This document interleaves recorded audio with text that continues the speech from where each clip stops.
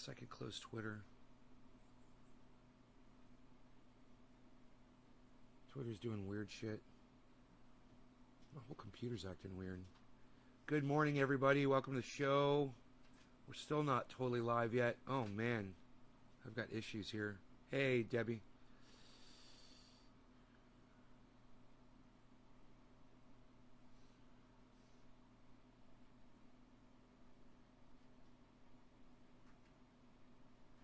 Nick. Nick jumped on board the troll fucking fire. I started a goddamn forest fire on Twitter, didn't I? We'll talk about that. Debbie, Doc, Orca, Dave C, what's up, buddy? Dave C Fishing, hell yeah, buddy. Look at Bitcoin price, guys, 50,600. We did it! For now. We'll see if it holds. They're, amazing predictions from both Lark and Coinbeer this morning that Bitcoin's going to go to $1 million.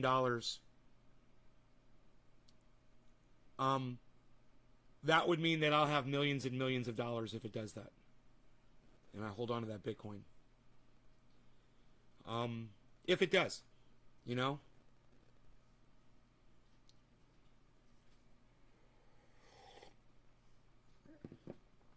Established is already DC Fishing. Oh, no way. That's crazy. Did they ask you to change your name, bro? Teresa. Hey, Teresa. Not much munching on a breakfast. I got a thing going on right now with The Dive, Jackson Hinkle. You know, he started that show. Great name. And a few months later, somebody else came out with an independent, progressive show called The Dive. And I told him, I'm like, you guys are copying Jackson Hinkle. He had your name first. They, of course, they're still going under the name The Dive. Let me see what that was real quick. Maybe I can check that.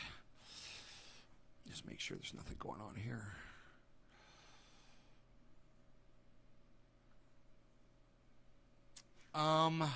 Sheriff in Napa County says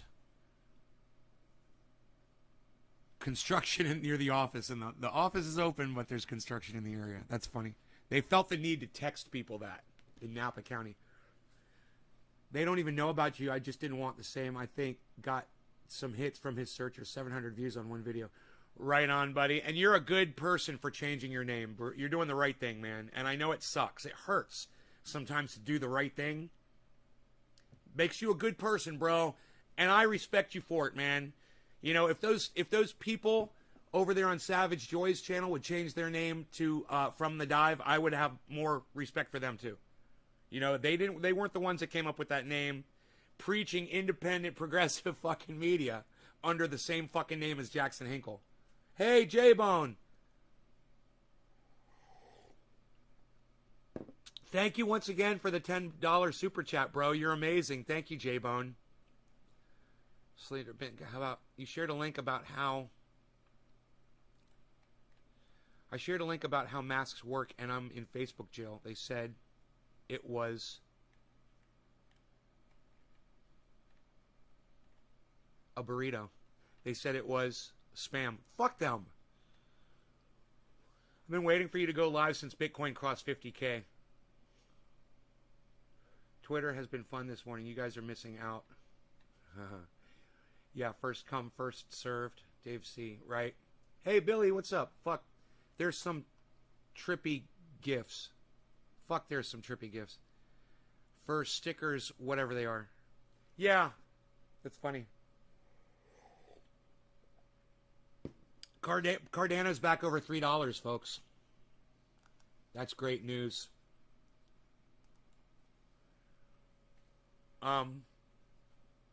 So Post Forum says 60,000 plays. Hey, I'd say 600,000, man. They're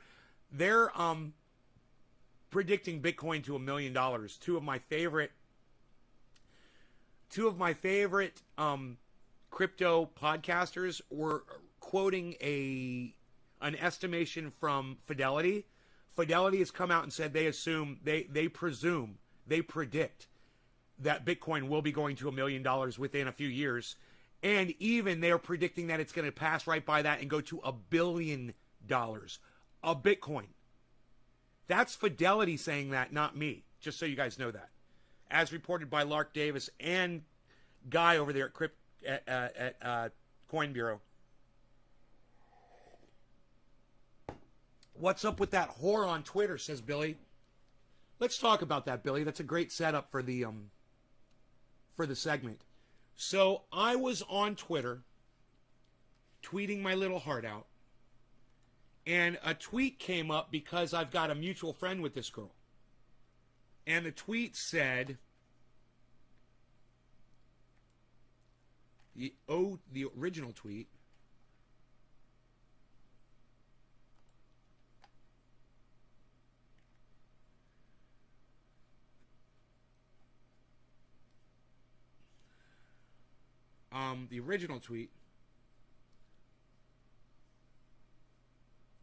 was not important. It was, I found out my ex is cheating on me all this time. Wow. So I was like, really, your ex is cheating on you? That's shitty. So I went through the messages, and everyone was like, oh yeah, that sucks, man. Fuck that guy and blah, blah, blah. And I was like, well, I'm just kind of curious to see what this girl is all about. So I just go over to her channel and I look at what her profile says.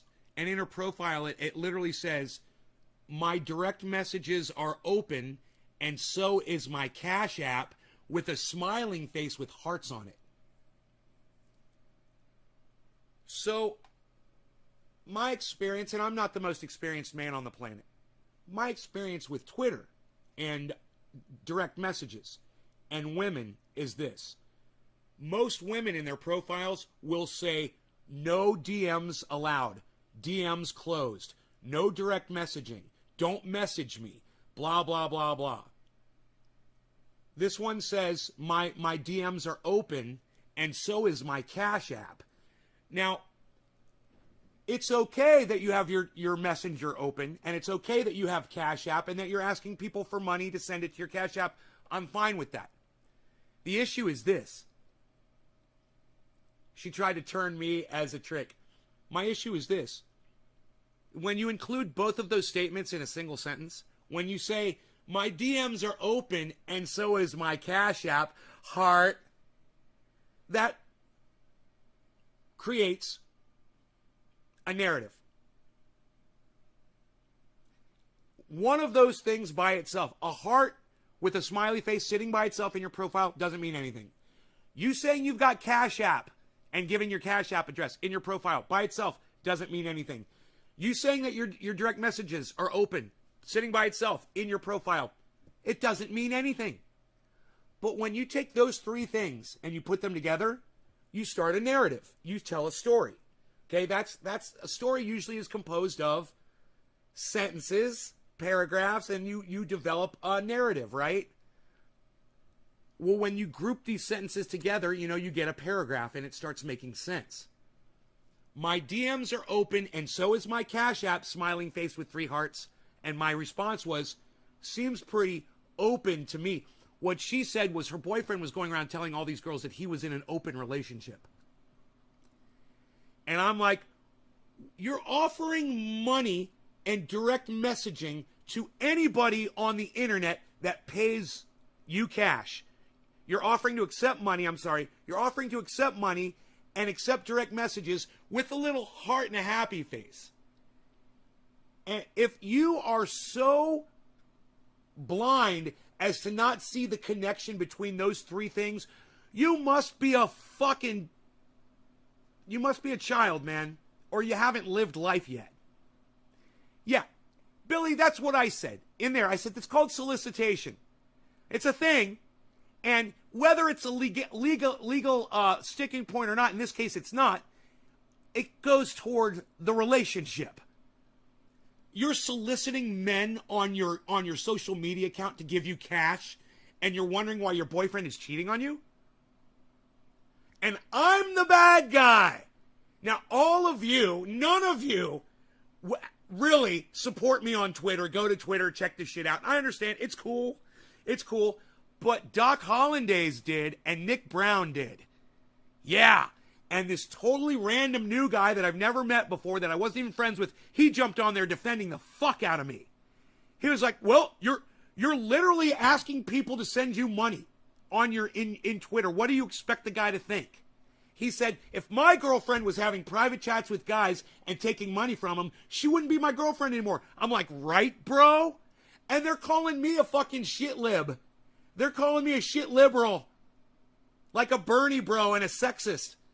I'm not a sexist. I'm just a relationship guy, man. I think people should be in relationships and they should honor each other and they should be loyal to each other. That's all. If you're asking men, strange men on Twitter or on any social media account to send you money, there's a presumption there that you're doing something for that money. Showing some skin, talking dirty, squirting. Who knows what you're fucking doing? People don't just give you money for nothing.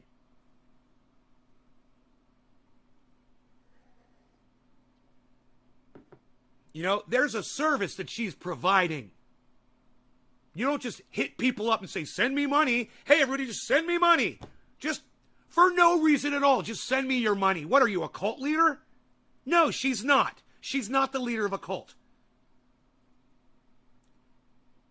She's soliciting people for money on the internet. And I know that sounds dirty, but that's exactly what she's doing. She's just asking people to send her money. Hey, man, if you're a single gal, or your man is cool with that, you got a pimp, whatever. Hey, man, it's none of my fucking business. As soon as you throw that shit on Twitter and I can see it, well, then I can respond to it, and I will respond to it like an adult. And I will tell you how adults think, kids. You know, we're not a bunch of fucking hustlers. The adults in the room, they got jobs, man. We took that money and we invested in things. That's where we get our money from. We don't just go begging around the internet for people to send us cash. So when we see you kids today doing that, it confuses us a little bit, and we think that you're fucking soliciting, which you are. Well, you're being lazy.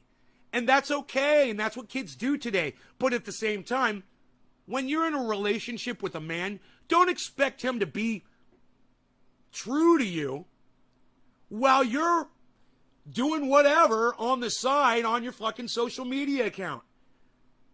You know? It was pretty obvious what was going on there. My question is, why was she so shocked that he was getting something going on the side? You know, she was getting something going on. She was making money. And I'm not saying she was doing it for sex, but what the fuck else how the fuck else are you going to get money in a DM from a total stranger? I don't know, maybe you guys could hit me up and tell me right now. You guys could tell me that's a parental failure. It's what we actively try to avoid as parents. So when a woman does that, her parents were complete shit or hookers themselves. I know, Billy, right?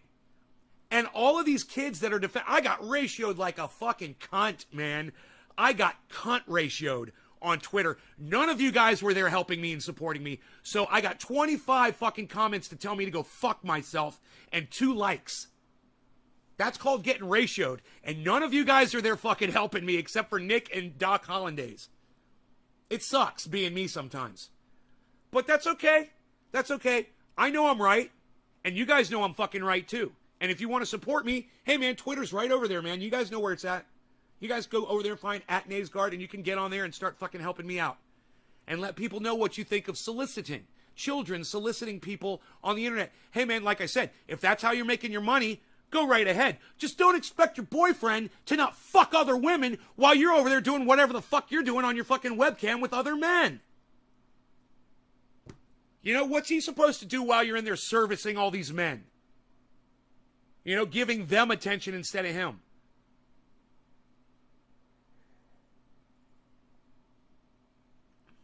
You know, if she was fucking smart, Karen, she'd grab her fucking boyfriend and they'd get a fucking fans only, and they'd fuck together. You know, they make plenty of money doing that. But, you know, kids are too fucking stupid today to figure something like that out. You've got a boyfriend. He's perfectly good, man. Use that. You know, you don't need to fucking do it with other people to make money. People will pay you just to watch the two of you fucking each other. It's a lack of putting in the brain work. Lazy thinking, man.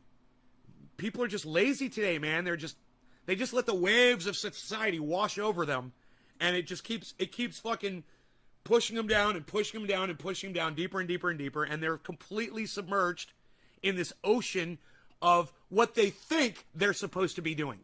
They think it's right. Hey, man, I thought I was supposed to be soliciting men on the internet. I didn't realize my boyfriend was going to get mad at me and cheat on me. Well, you're an idiot. Open your eyes. I was trying to fucking help you kids out. I was trying to show you the fucking error of your ways. Hey, man, and I can see right now that there's obviously a lot of young people that were watching this show. I just lost 8 of my fucking viewers while talking about this. I think it's pretty interesting. I think it's dead on. It happened. We're talking about something that just happened. I was involved. You guys don't want to talk about that, huh? Okay, we'll move on. Fine. The cucks that left don't want to fucking hear about it, I guess.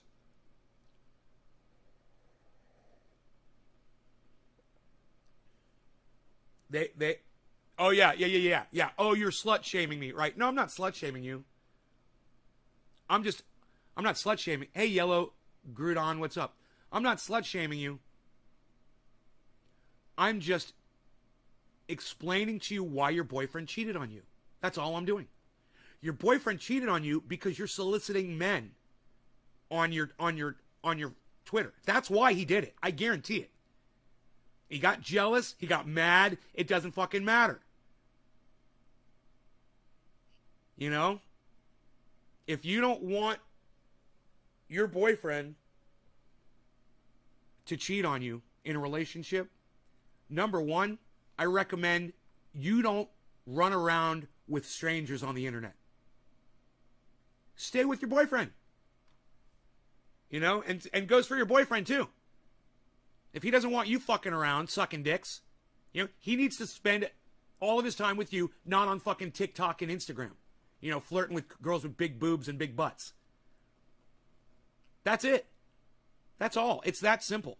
You know, the fact that all these kids got so fucking mad at me for pointing that out just proves the level that relationships have sunk into today, that it's expected that when you enter into a relationship that your girl is going to be out there fucking soliciting men on the internet for money. And that should be okay, and that I'm a bad guy, I'm the shit liberal, I'm the slut shamer for pointing this out. Hopefully they're going over to Twitter. I wish, Nick. I only wish, buddy. I doubt it. Come see the Great Hooker Dam and Lake Meat Curtain. Just went through the threads. Fuck, you're a shit bloke for calling it how you see it, brother. Thank you, J-Bone. Hey, I'm not trying to make enemies, man. I was trying to help that girl out. I was. Look, all I did was I held up a mirror and I said, this is what it says on your profile. And they got all mad at me. How dare you, sir? How dare you point out the error of our ways, the children of today? How dare you? How dare you tell us that our significant others are cheating on us because we're not being true to them? How dare you? How dare you point out our ignorance and hypocrisy? How dare you? Get the fuck over it, man. At that point, was I trying to promote my show, Nay's Garden 3 times daily? No, I didn't enter into that, but I got accused of it. And as soon as someone accuses me of doing that, I start doing it intentionally. You know, it was like Matt Dillacunty. As soon as he said I was using his interview to promote my show, I'm like, well, I'm going to fucking throw it. Well, since I'm being accused of it, I might as well fucking do it now. And what'll be really funny is you can look at the timeline and see when I started doing it and see that Matt Dillacunty was full of shit. He didn't know what the fuck he was talking about. I'm going to do the same thing to this fucking dumb bitch. I'm going to do the same fucking thing. I'm going to destroy her and all of her fucking friends with my audience. And some of her friends are going to come over to the show and say, that motherfucker keeps it real as fuck. Because They got sick of that girl saying, oh, my boyfriend's cheating on me. Oh, he's cheating on me. While they see that she's soliciting men on fucking Twitter. They can see it. They're like, and that's the dude that pointed it out to us. We were following her and we never bothered to read her fucking profile. Son of a bitch. It literally says, hit me up in my DMs. I'll take your money. It literally says that on her fucking profile, man.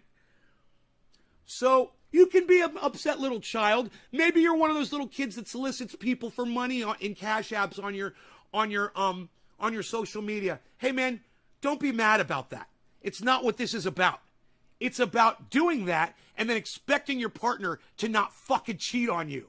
Okay? That's what this is about. And unless you're doing that, it doesn't involve you, and don't take it personally, all right, kids? All right? Don't take it fucking personally.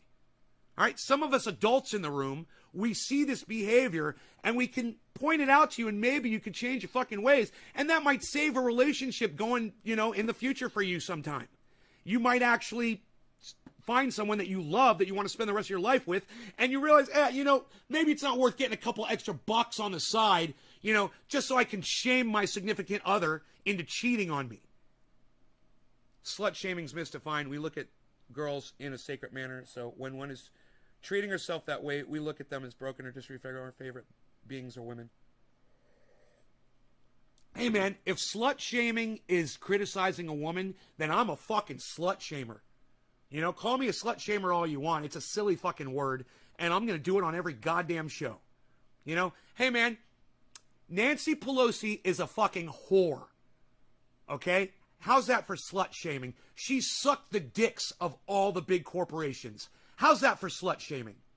Hey, Kamala Harris is a fucking cunt. How's that for slut shaming? Does that bother you? Does it bother you that I call the Vice President of the United States of America a fucking stank, cunt, hoe, bitch? All Kamala Harris is a fucking hole. A hole. H-O-L-E. That's all she is. She's a fucking hole. Come at me. Come at me. You got a problem with that? I'm calling the Vice President of the United States a fucking hole. Does that bother you? I'm calling Kamala Harris a fucking cunt hole. Does that bother any of you guys? It shouldn't bother you at all. You guys should be laughing your asses off and going, no, dude, the girl's a fucking cunt. Fuck that stupid bitch, bro. You make total sense on this show. And fuck AOC, she's a cunt hole too. Says chill out. Yeah, AOC, Rashida Tlaib, Ro Khanna, they're all fucking cunt holes. All of them. Oh, Ro is a man? Well, he's a fucking cunt hole too. Oh, Nay, I thought you were sexist. No, I just like using salty language when I call people out. That's all. It really hits harder. For me. And it makes people leave my show that shouldn't be here. You guys, if you can't handle it, you can move along. It's cool. It's just salty language. I mean, it's not me being a bully. It's not. I won't bully you. I'm not going to bully you. I will fucking bully the goddamn rich and famous, though. I'll go after the biggest names that you've ever heard of, like the President of the United States. I'll go after people like Joe Rogan, for spreading fucking disinformation on his goddamn show. I'll go after Sean Hannity. I'll go after fucking CNN. I'll call just about anybody a fucking cunt that deserves it, that I can get away with it. I'll do it. And you come on here and disrespect me, you're going to get called a cunt too. But I'm not bullying you. I'm just giving you back the pushback that you asked for. That's all. Nothing more. And never nothing less. I will always meet your level of vulgarity. Always. And I will always go as far past it as I possibly can. And it always works. It always works. I'm not saying that I don't have to ban some folks, but it shuts 90% of those motherfuckers up. And they don't have a fucking response. Because nobody wants to hear their mother being called a cunt. It just really bothers them. And if that doesn't work, then I call their father a cunt. Then I call their kids cunts, and boom, they're gone. They can't take it anymore. It's like I'm a wizard and I'm casting curses on them. And they actually believe that I'm really doing it. That's power. And that's the word cunt. And that's the power of the word cunt. You're not going to get that with any other word. You know, I call your mom a cunt, we're done. We're fucking done. You're not going to want to talk to me anymore. That's the point. That's the purpose. If I call your mom a cunt, I don't want you here. Right? And I'll do it. I'll fucking do it. Hey, everybody call this number. Everybody call that number. Well, I can't show it to you. It's not coming up. Everybody should call that fucking spam number.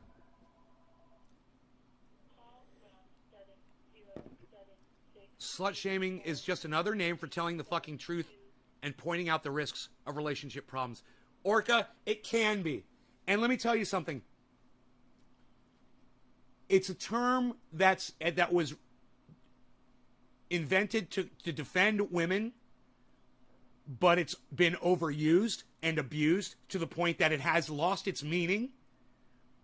So you could call me a fucking slut shamer all day. I'm just going to pull out Nancy Pelosi, Kamala Harris, AOC. Who's that fucking dumb cunt that owned that business, the fucking billion-dollar business? Amy Coney Barrett, she's a fucking cunt. Amy Klobuchar is a fucking cunt. The squad, they're all cunts.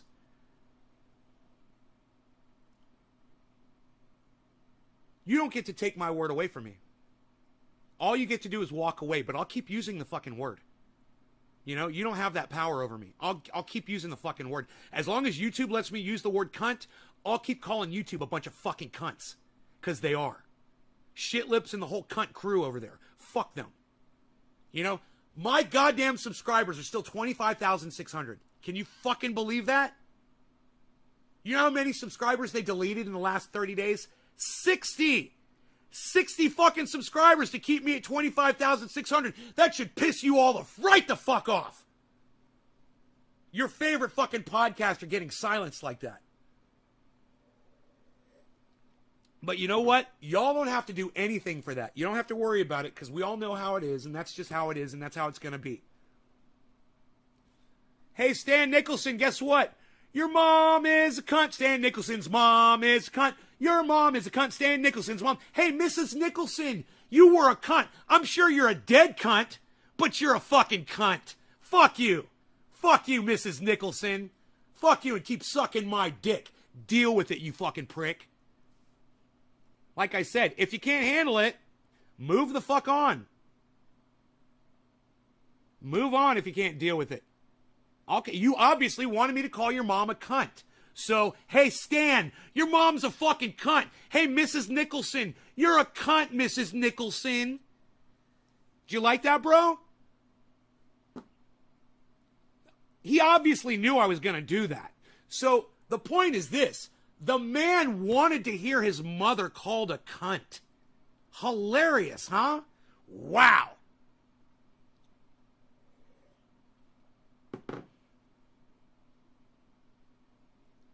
No respect for anybody in Washington, D.C. I know, right? When we have somebody come in here and they say, I live in fucking Washington, I'm like, oh my God, you fucking live there? I never say that, but I always think that. I'm like, oh my God, you live in the worst fucking possible area you could ever live in. Fucking Washington, D.C. Where the lies are so thick, you can't even make it out to your fucking mailbox. You know? God, man. You gotta wade through all that bullshit. It's very nice of you to presume his mother raised him. Respect. Yeah, all right, Billy. Oh, God, these fucking old troll cunts that come in here and they think, dude, you really think I'm going to let you fucking talk to me like that, you stupid fucking cunt? Now, Stan Nicholson's mom is a cunt. Stan Nicholson's mom is a cunt. Stan Nicholson's mom is a cunt. Stan Nicholson's mom is a cunt. Hey, Stan Nicholson's mom, you fucking cunt bitch. I want to immortalize you on this show forever. Stan Nicholson's mom is a fucking cunt. And so was his grandparents. You glad you opened up your fat fucking cunt, Stan? How did that work out for you, bro? I'm just kind of wondering. How'd that work out for you?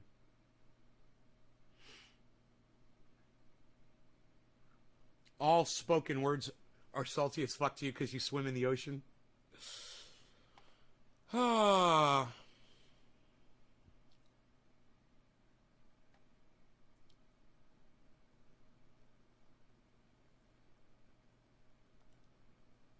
Dude, Sean, you're awesome. Trendy Orca. I'm retweeting and liking you guys. Deciding which dick to go with. Hold, please. Translation, deciding which dick to go with. Dude, J-Bone. My people have arrived! Finally! I've waited my whole life for this day. Oh my God, I can't believe I'm reading your fucking tweets and they're amazing. We have come of age. Oh my God, look at this. You're being insane if you expect men to not tell people to engage in SW adjacent work that they deserve to be cheated on. Go to Pinterest if you think men shouldn't go out of their way to attack anything they see as a threat to their comfort. This is what you sound like? No, I'm just not going to get into a relationship with a girl that's fucking soliciting men on the internet.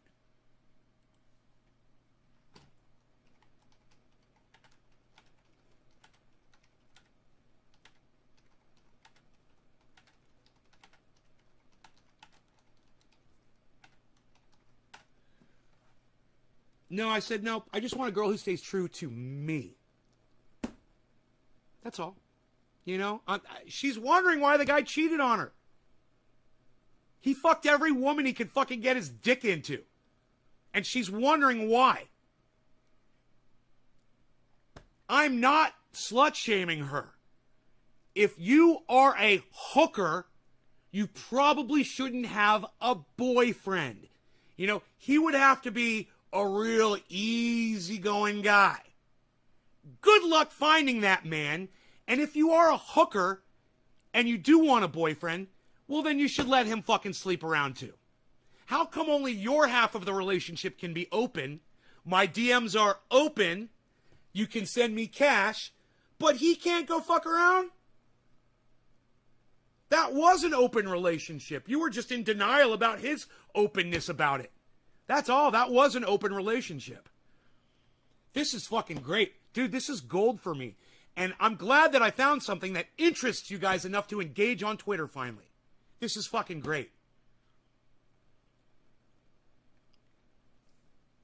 Karen says, very disturbing. You never go full Scalia? Everyone knows you never go full Scalia. That's fucking funny. Oh my God. I love that movie, bro.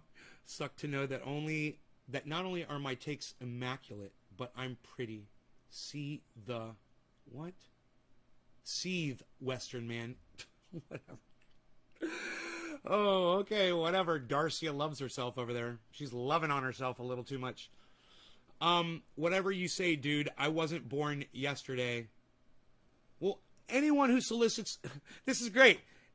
Anyone who solicits men for cash was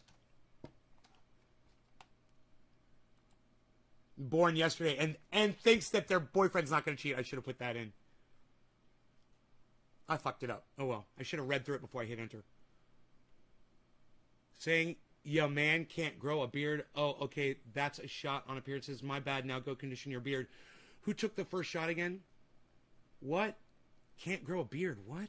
Maybe I'm feeling a little dark lately. I plastered my face all over this place. What? Has no power here. Your misogyny has no power here. It's to Rainmaker. I don't know whose Rainmaker is. Let's see who this is. Hey, where's Enoch at? Enoch! Enoch, look who's calling, bro. Sandra Torres. Another fucking fake name and a fake number. You gotta love those fucking calls.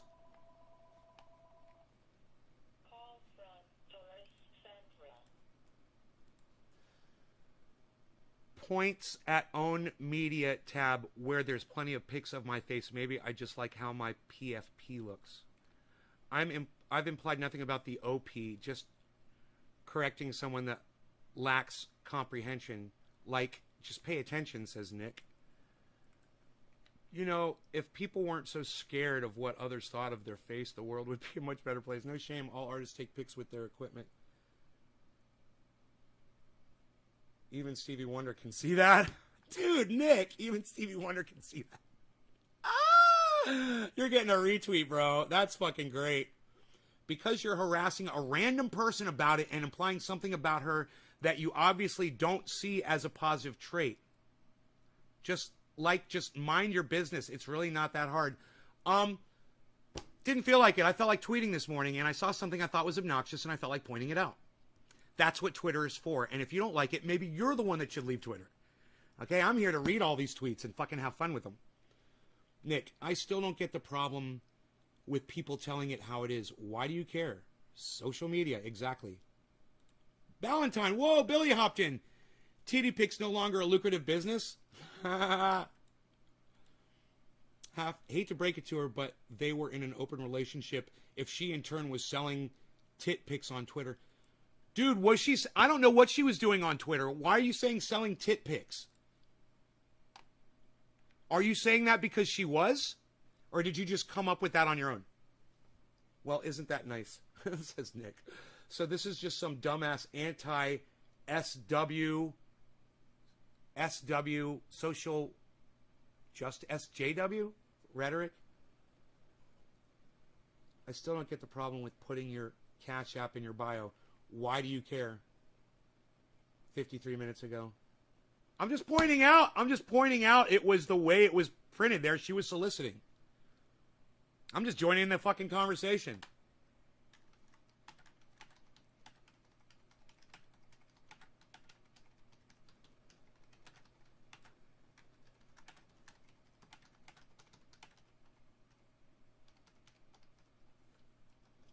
Publicly.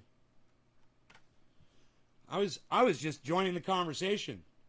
I was also pointing out the context of the solicitation. Pretty blatant. I spelled blatant without the L. Son of a bitch. But it has two A's. I've learned how to spell blatant. All right, so, hey, I was joining into a conversation that she decided to post publicly. I was also pointing out the context of the solicitation. Pretty blatant. It was pretty blatant solicitation on her phone. It's still there if you guys want to go see it. The trendy army is ready for battle. She solicits guys to her DMs and sends pics for Cash App donations. Dude, I swear to fuck, Billy, I was just assuming. I had no idea. How funny is that?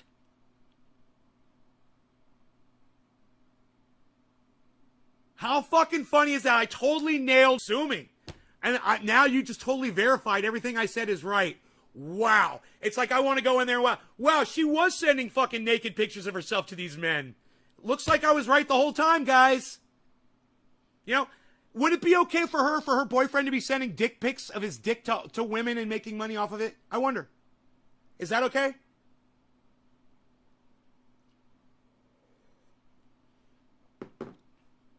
I'm not even gonna write that, man. I just feel good knowing it, Billy. I'm not even here to fucking defeat anybody or flame anybody. I'm just defending my position. You know? My position stands solid. Solid as a rock. And all the evidence is there for you guys to judge and decide if I'm some kind of a fucking, old man troll with nothing better to do with my time than go troll people like her on the internet. Or I actually saw something and I tried to point out the error of her ways and got attacked. And now that put me on the fucking defensive. And now I'm the douchebag. But I'm not really, am I? Now I'm just going to rip some fucking motherfuckers apart on Twitter. One tweet at a time. And I'll just take my time doing it, you know? It's like, who the fuck do these kids think they are? Who the fuck do they think they're talking to? You think you're talking to somebody who doesn't understand relationships, who's never been in one before, who doesn't understand infidelity, he has never been cheated on or has cheated on a partner, someone who's never experienced the ins and outs of relationships or been exposed to thousands of people's other relationships issues, or been through relationship counseling, been to therapy, multiple places. You know, I've got an entire array of information that I've gained over the years just from my own personal experiences that qualifies me. I could sit in a room, in a group with 20 people with relationship issues, and I could counsel them, and I could run that group every fucking day. And I'd be good, and people would benefit from that because I've had that much experience. But at the same time, these kids just think I'm some old lonely. They're all, oh, you don't have a girlfriend. You're old man all by yourself trying to get people to watch your show. And I'm like, yeah, okay, whatever. I'm feeling pretty confident about myself these days. I'm feeling great. It's kind of hard for them to take me down. So I just watch, I shake my head, and I wait for y'all to come around to Twitter and help me out and point the error of their ways out to them. So it's not just coming from one person. It's great.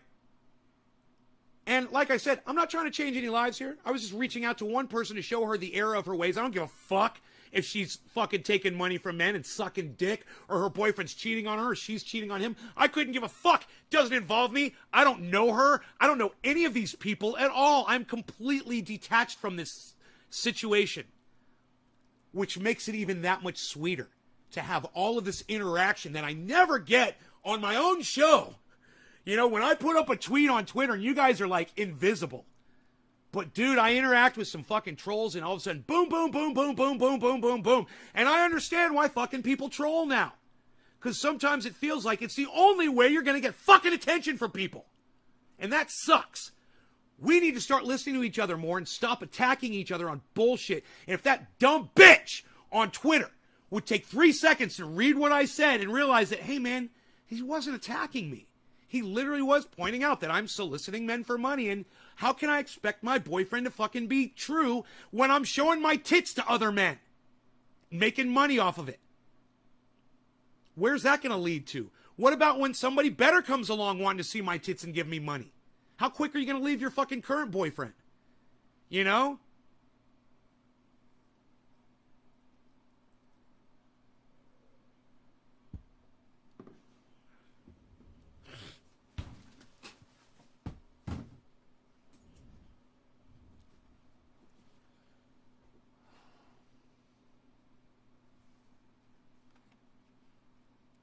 This is blowing the fuck up. I've never gotten so many notifications in my life.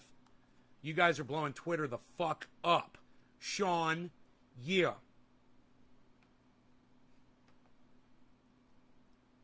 I think that part isn't nearly as relevant by itself. It's when you add DMs are open that it becomes an invitation to something else. Don't you agree? Doom Marcher, Existential Dead, Cryptid, following.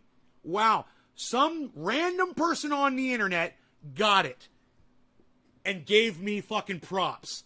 A random person named Doom Marcher, the Existential Dread Cryptid. Thank you. Doom Marcher, the Existential Dread Cryptid. Thank you. Thank you, thank you. Wow.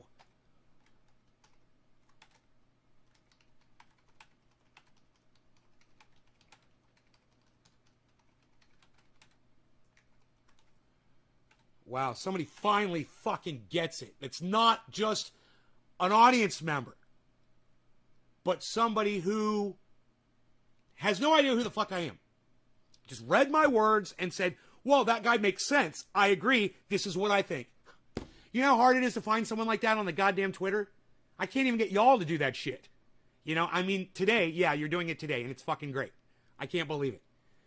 It's about time. I've been begging you guys to fucking do this shit. Yeah, man, you guys are fucking doing it. Look at this fucking thing taking off now. Karen says, dumb loser cunt. Okay, Karen, that's you're trying. Because that's still not consent for a relationship. That just means that you accept donations and your messages are open.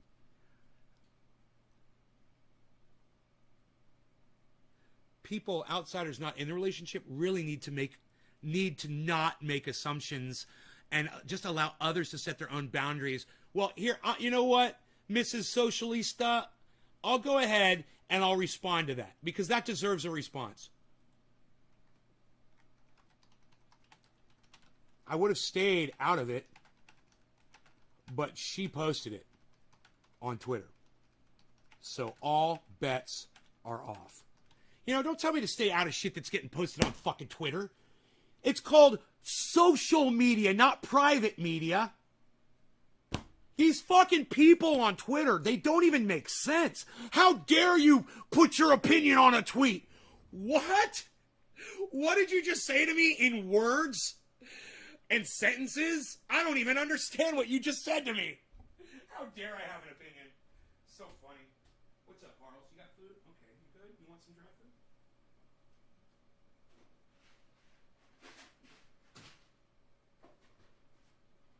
You want some dry food right here?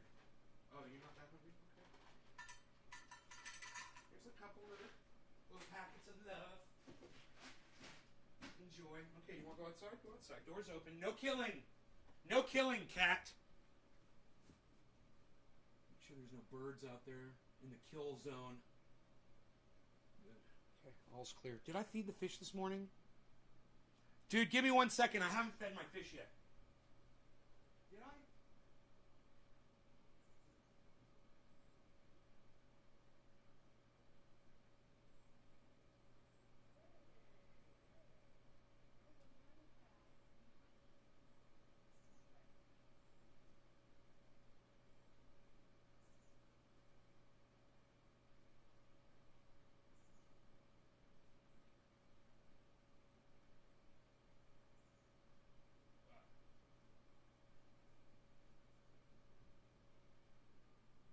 Why do you look at me like I'm a fucking Texas Chainsaw Massacre murderer? Carlos looks at me like, who are you? I'm the guy that just walked past you 3 seconds ago. That's who I am.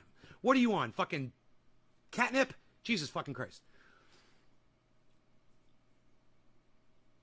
I got blocked. Ah, yes, you got blocked. You know what that means, Nick? It means they heard you. It means not only did they hear you, but it fucking pissed them off so much that they couldn't fucking take it anymore.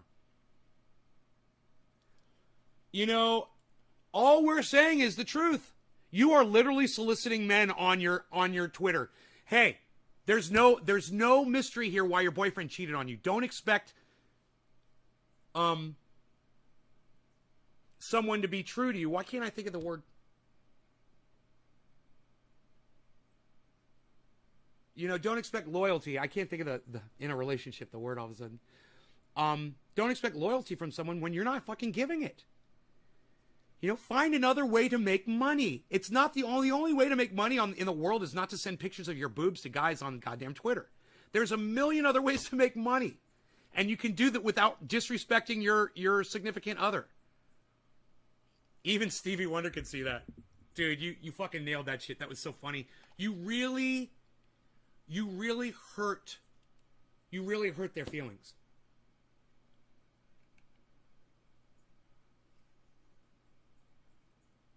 Somebody called me grandpa.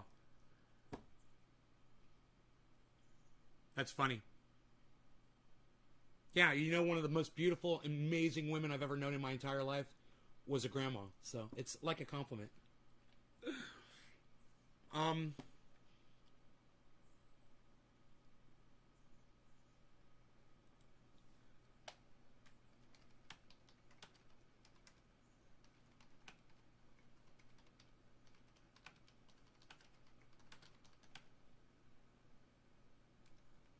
Too bad their boundaries were never set. They're like, different relationships have different boundaries, Grandpa. I'm like, too bad their boundaries were never set. You know? And look, I have had the opportunity in the past to get into relationships with girls who were like that. And I've chosen a long time ago, no, you know, if that's your thing and that's cool, that's fine. I'm not getting into it. You know, you want to see my dick on a goddamn Zoom chat, watch me jerk off. Okay, fine. We're cool with that. But I'm not going to be your fucking boyfriend. You know, you're doing this with a million other guys. I'm not interested in you, right? I just want to get off. That's fine. And I don't have a problem with that at all. When I'm looking for a girl, for a relationship, you goddamn right I'm going to make sure she's not soliciting men for money. And if she is, she ain't going to be my girlfriend. I'm not interested in a relationship with a girl that does that. Period. Hey, man, nothing against all of you women out there who do that. Just know, if I see it on your goddamn website, if I see it on your social media, you're in the fucking red flag zone already. You know? And I've been friends with girls like that before. I don't have a problem with it. But I'm not going to ask them to be my significant other either. So that guy at Bitcoin hit 51. Oh my God, way to go, drugs. I didn't see it. Yeah, 556.08 and it bounced back down. Okay, thanks for pointing that out. I didn't even see it, man. It must have happened while we were just sitting here talking about it. Must have just happened, huh? I don't know. I think I missed it. Was I live? Did it happen within the last hour? Faithful? Yeah, faithful. Josh, that was the word. Thank you. But man, I could talk about this shit all day. I'm so glad that we stumbled upon this. This is an important conversation to have. And I think it's an important topic to discuss when you're entering into a relationship with somebody, to define those boundaries. Have those discussions, before you hop into the bed together and start fucking. Say, where are you at as far as other guys? Where are you at as far as other girls go? You got other people you're seeing right now. Am I the only one? Are you interested in doing that later? Are you making money from people on the internet? Are you showing your dick to other women? That's fair. And it's perfectly understandable that you want to set those boundaries. But if they're never set, if you don't set the boundaries, then you are in an open relationship. You guarantee, if you don't set boundaries in a relationship, you're in an open relationship. And she didn't realize that, but he certainly did. And that's on her, not him. That is totally on her. Because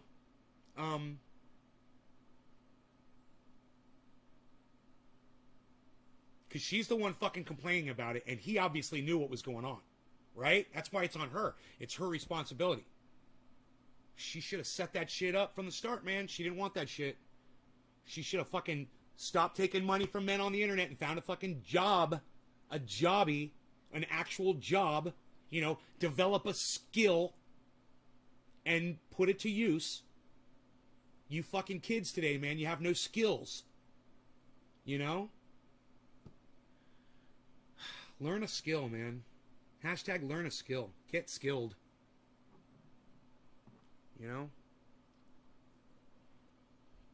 This conversation goes so many fucking directions.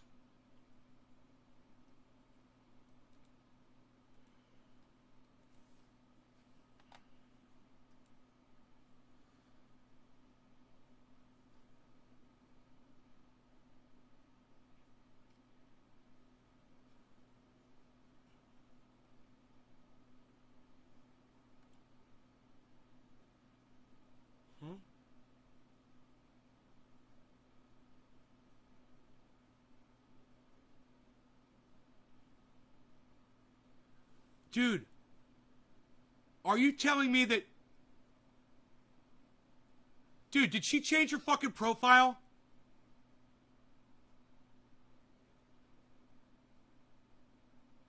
Yo, J-Bone, why did you send me that? What is that? Second. I'm trying to figure this out right now.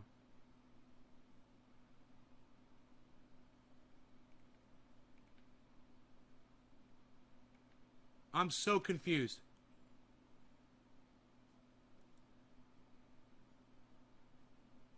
Oh, no, she didn't.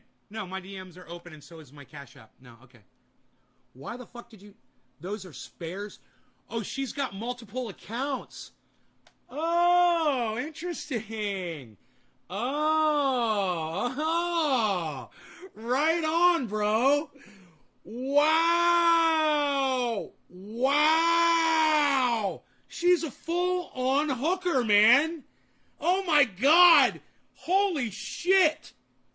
Billy Ballantyne and J-Bone Omerta, you guys are fucking amazing for sourcing and researching that shit out. Well, there you go, everybody.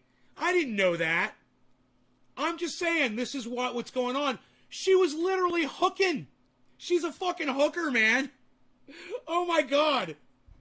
Oh, my God. Yeah, well, I would have never gotten into a relationship with her. Yeah, why the fuck would you get into a relationship with a hooker? Are you fucking kidding me? You know? God damn.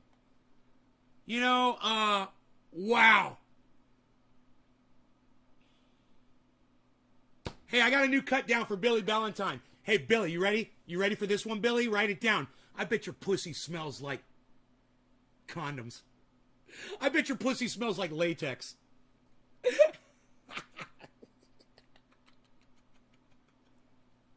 Oh, my God. Relationship with a hooker. Damn, that's what I come into. Austin Jessup, I can't believe it. You guys are the most amazing audience for doing that. She has multiple accounts, one of them set for private for her 2 wild content, and wants to know why her fucking ex-boyfriend was cheating on her. Hey, man, I'll bet you he was one of those customers that was viewing that 2 wild content and was like, what the fuck, dude? I'm gonna go fuck your sister. God. Oh, my God. Look. Hey, man, all is fair, lay cunt. All is latex cunt. All is fair in love and war. That's humanity, guys. You know, it sucks when you're getting cheated on, right? But there's nothing you can do about it. There is no recourse. That's why they say it's all fair. So do your due diligence, people, when entering into a relationship, and make sure you're getting with somebody who is just as reputable as you. Someone who's just as trustworthy as you are. You know, I've made that mistake. You know, oh boy. I didn't do the research. I just dove in and I paid for it. You know, it was a nightmare. So don't make the same mistake I've made in the past.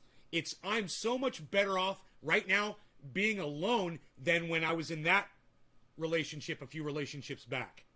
So much better off just being alone. I'd be better off if I just died alone of a heart attack in my house. Yeah, I'd just be better off. I totally would be. Than living in that misery, because that was fucking misery. So don't put yourself in misery. Learn from my mistakes.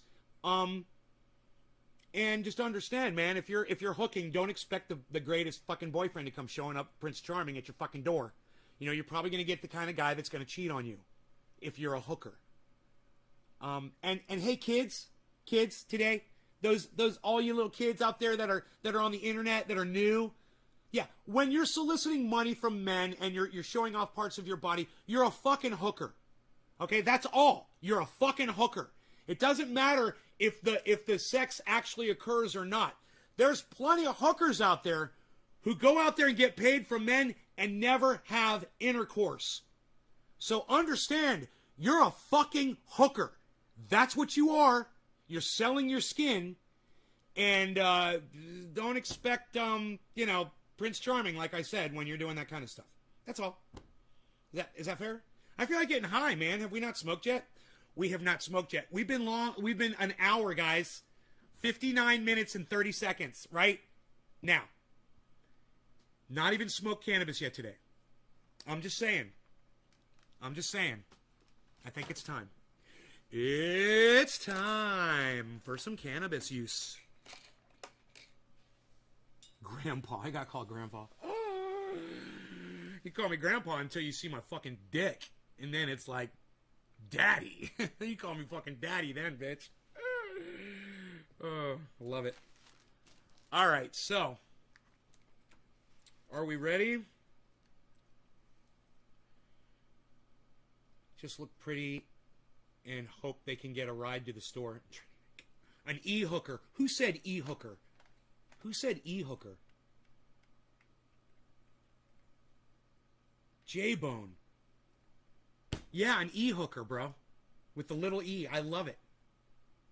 Hyatt says, Smoke Gang. What's up, Smoke Gang Hyatt? Hey, man. Smoke Gang. That's not Matt P, is it? Hyatt? That's not Matt P Grape Gang? Different guy, right? Okay. Let me know, Matt, if that's you, Hyatt. I don't know why I think Hyatt is Matt P. It's because he said Smoke Gang, I guess. And I'm thinking Grape Gang.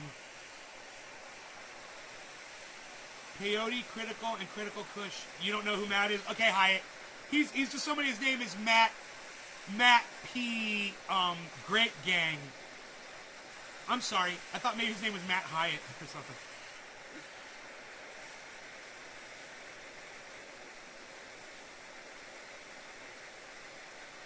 All right, guys. No law regarding cannabis. Cannabis isn't tism for all. Cheers to all of you fantastic people. Those of you that are supporting my effort, whether it's on Twitter or by tuning into these live streams, these dabs are for you. I appreciate all of you so much. And those of you that are sharing this around, thank you. Cheers, guys.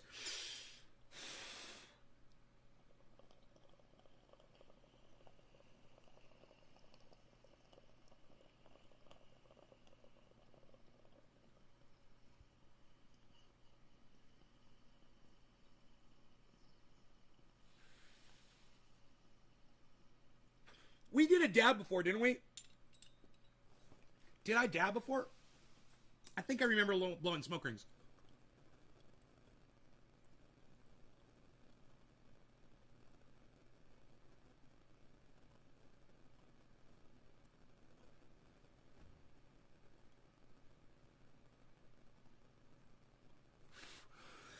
Have we smoked yet? I don't remember. Isn't that funny?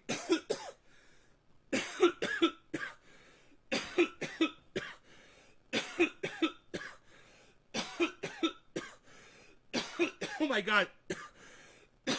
Oh my god. Oh my god. I didn't think that dab was that big. I think that's the first dab of the day.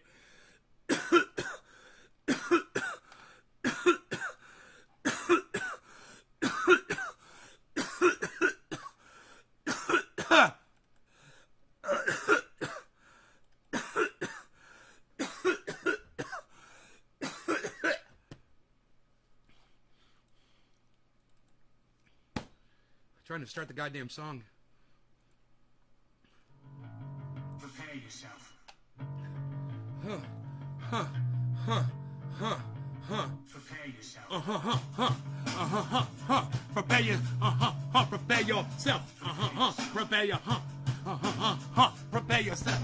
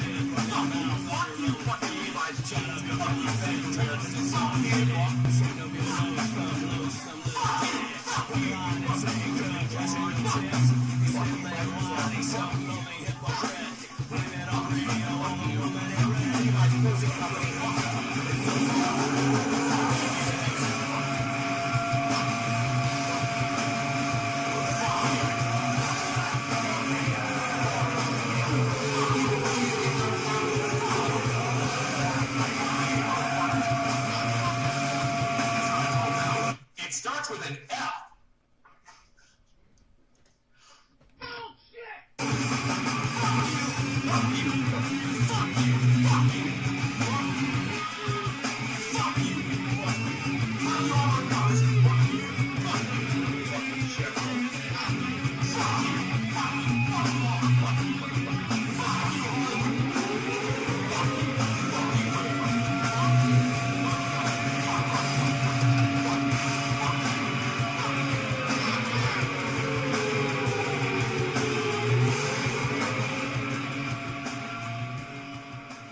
That's fun to watch, isn't it? Oh, man. I love to watch that. That's a fun thing.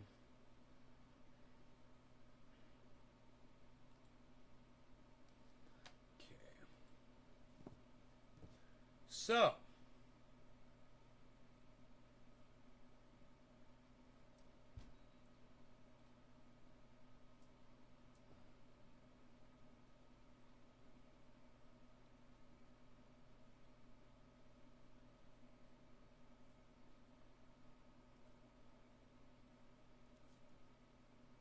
Did you record this band when you had a recording studio? I believe the Ox Project did something with us once. Yeah, man. I think we didn't record that. Now, my engineer, he recorded that, right? My engineer did. But he recorded that album at Transcon Studios. And Transcon is the big fucking studio in Orlando where all the big bands came out of back in the late 90s. You guys remember all the bands coming out of Orlando in the late 90s and the early 2000s? A lot of them were coming out of Transcon. So he worked there. He was an engineer. He recorded Seven Dust. He recorded that album all by himself. He did a bunch of work there. He worked with a shit ton of people. I should have him write up a list of all the artists. I wonder if he's ever written it down. Everyone that he's worked with. But anyway, I'm pretty sure, and I cannot tell you 100%. I can text him and find out right now. I'm pretty sure that they came in and did a single in the studio in my house.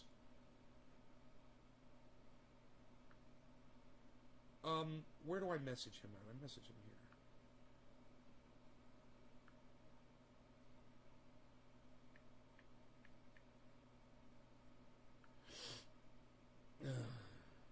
Shit, he didn't respond to me the last time.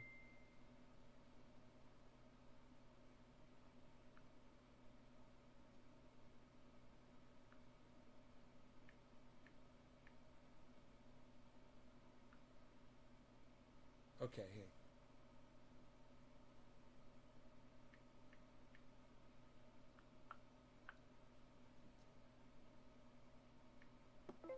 Did the Ox Project at one time come into my house to record a single with you?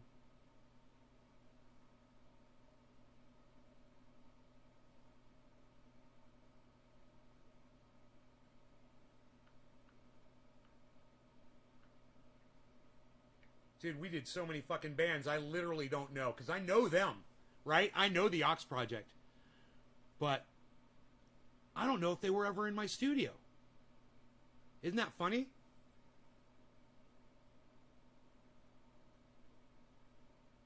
I know one band came in there to do a single once. But I can't remember if it was the Ox Project or it was another local band. I might be thinking of a band called, fuck, dude. There were so many. I'm a metalhead. Are you a Decide fan by chance? I know they recorded a lot in Florida. I'm not sure if they're from there. Never heard of them. Didn't Drowning Pool come out of Orlando? I don't know, Nick. I do not know. You'd have to Google that shit.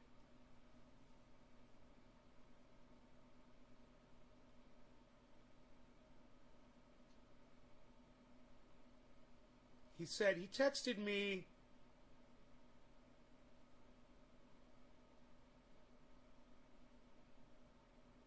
The last time he texted me was in May.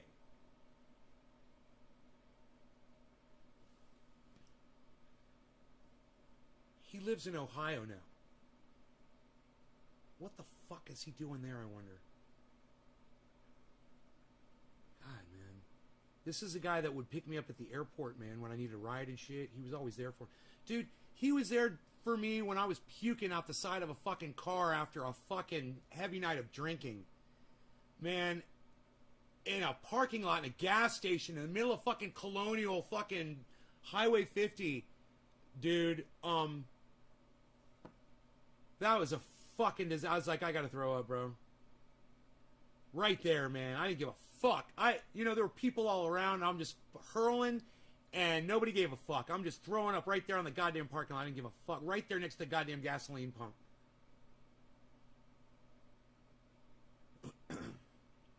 That's all I can remember. Basically from that night.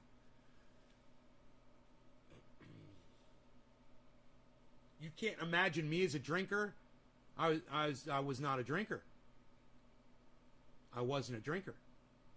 And that's why I was fucking throwing up, man. I didn't know how to fucking do it. You know, I wasn't a professional. He was. He was a professional drinker. And I tried to fucking, you know, I even tried to just fucking 10th hang with that motherfucker. He's a salty bitch, man. And he could drink some fucking alcohol. Oh, man, he used to get so trashed. Do you know what he did one night? At an Ox Project show. I told you guys the story. Who knows what Jeff did one night all drunk at an Ox Project show? Who knows what my engineer did? Who knows what my engineer did at an Ox Project show? Your ears feel better now?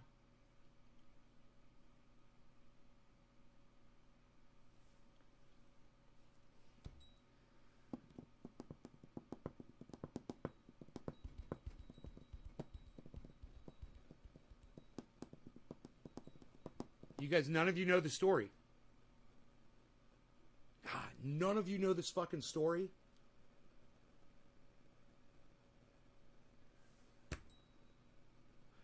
All right.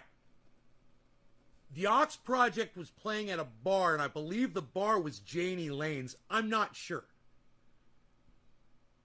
But wherever it was, I believe the stage was poured concrete slab. I believe. And you can see where this is fucking going, right? Jeff was in the front row banging his head to Ox Project. And there was a mosh pit going on behind him. And somebody bumped into him while he was going like that. And he got pushed forward and he smacked out both of his fucking front teeth on that goddamn stage. During an Ox Project show.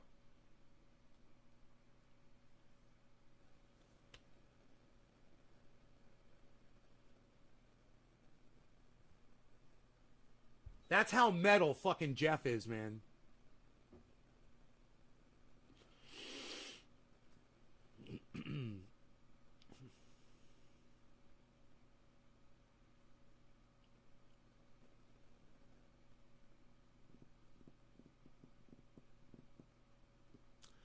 But,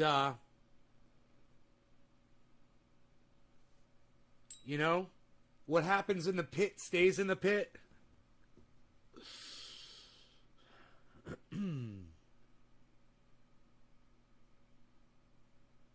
Was I there? No. In fact, this was before I met Jeff. This was before I'd even heard the Ox Project. That happened.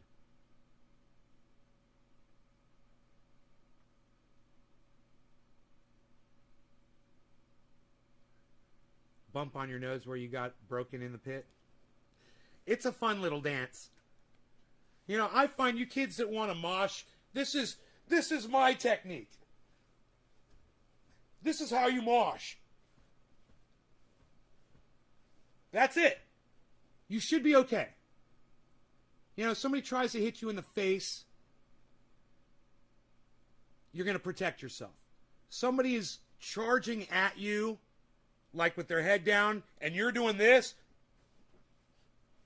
Oops! Down they go. Small of the neck right there, just right where the neck and the shoulder blades. It's like a triangle right there, just right in the middle. Boom! Down they go. Down goes Frazier. Down goes Frazier. You know what that'll do? It'll rock their whole spine. They'll black out. Boom. It'll reverberate right into their brain. That is the most protective. Shoulders up and fucking elbows down, protecting your face. If you got to get in the pit, that's how we mosh. That's how we mosh. You know, stay the fuck away from me or you're going to catch a fucking elbow. You know? I used to be able to go into mosh pits, man, and not get touched. Like a wizard. I'd go into a D-Root mosh pit, and everybody fucking knew me, and I could stand right in the middle of it. Nobody would fuck with me. It was awesome. I'd be all around that shit going, dude, I'm watching people getting just smacked up and hitting themselves and fucking banging into each other, and there'd be dudes who like had a goddamn pact about fucking always making contact, you know, severely in the pit, and you just see these people bam colliding right in front of you, and they would never touch me. I wouldn't even catch a finger. You know, sometimes a hand on my shoulder, someone went past me, you know. That's it. There's a lot of love in that pit. Dance Squad. Chuckles could tell you about that. You guys want to see a fucking mosh pit? I've got video from D-Root shows in Orlando. You guys wouldn't fucking believe the mosh pit. The entire floor looks like a hurricane, like an F5 tornado. It's like complete chaos. The entire floor. Unbelievable. How long has it been since I was in a pit? Dude, I haven't been in many pits. The only dude, I went to see Slayer with Jeff, and Jeff's like, we're going up on the balcony, bro, don't worry. I'm like, right on. We go up on the balcony, bro, and watch the Slayer pit. Oh my god, dude, the size of these people. Giants in there, you know, all wearing Slayer shirts and just beating the fuck out of each other. You ever seen a Slayer pit? Holy shit. Dude, I can't remember if it was House of Blues. Let me think. It was either House of Blues or Hard Rock. And I'm going to say it was the House of Blues. And, dude, my hand's shaking. My hand's shaking. Like it used to when I was a little kid. Like hyperactivity shaking. Wow, I haven't seen that in a long time. It's doing it again. You guys probably can't even see it on video.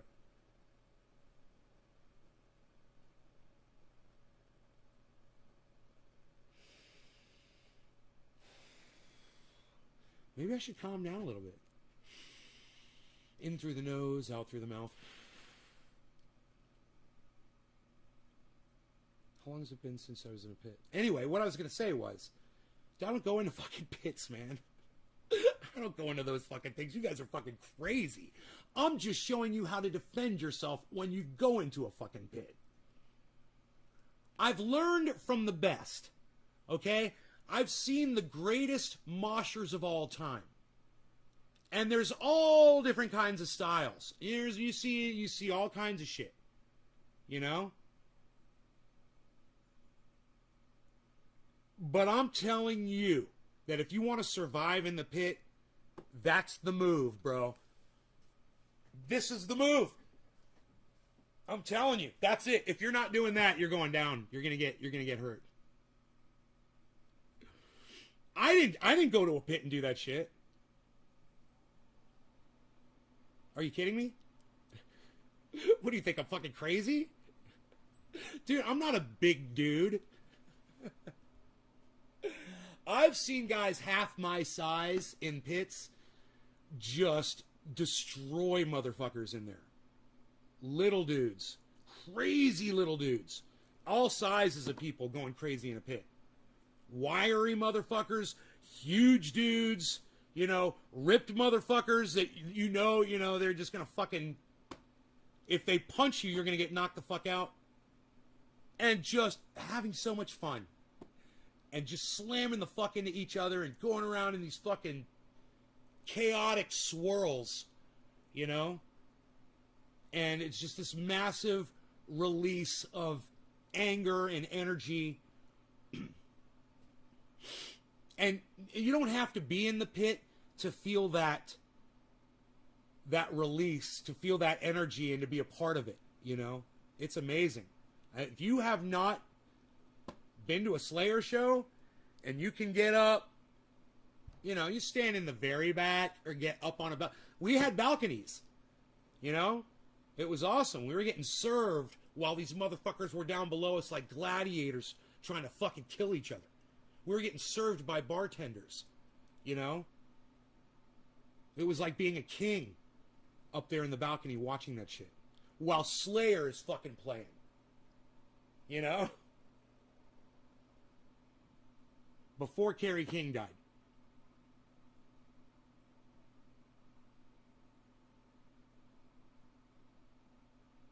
And I remember Jeff telling me, bro, we're going to Slayer. I'm like, really? He's like, bro, you have to go to a Slayer show. And I was like, all right, man. All right. I think I went twice. I think I went with them twice. I'm not sure.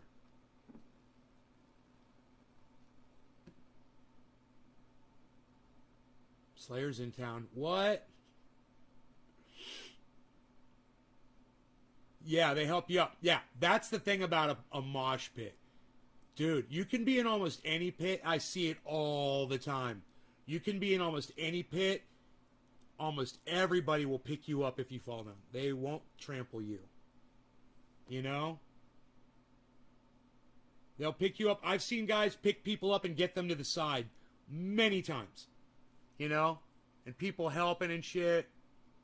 They're not there to fucking kill you, man. They're there to have fun, man, and release that anger that they've got. It's better off that they take it out on each other than they go out on the street and rob somebody or kill somebody, you know? And when you have the physical ability to just brutalize somebody, you know, I grew up with this kid, right? I call him Big Dave. He could brutalize anybody. He's that big. I mean, nobody could intimidate him ever. He's huge. You know, you realize he has the potential, and he knows he has the potential to brutalize anybody he wants. And when he gets frustrated and he wants to Hulk smash something, better off that Big Dave goes into a mosh pit to do that. If he was that kind of a person, which he's not. He's a peaceful guy. But if he were that kind of a person, to go do it in a mosh pit with other people that are expecting it and okay with it. You know? And, then they're going to go blindside somebody who's not expecting it and ruin their fucking life. You know? It's nice that, you know, when people need that sort of thing, ask Rob Mulligan. He'll tell you all about it. He works out like a motherfucker now. He used to get on stage and scream. And practice with his band was even part of the process. But, you know, going to their practice was almost like going to a show.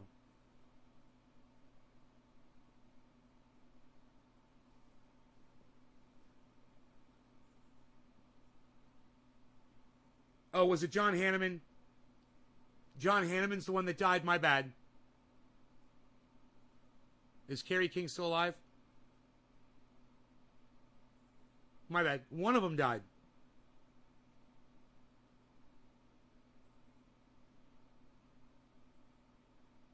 Karen never knew what a mosh pit was. There is a mosh pit on YouTube that you guys should see. It was a wall. They had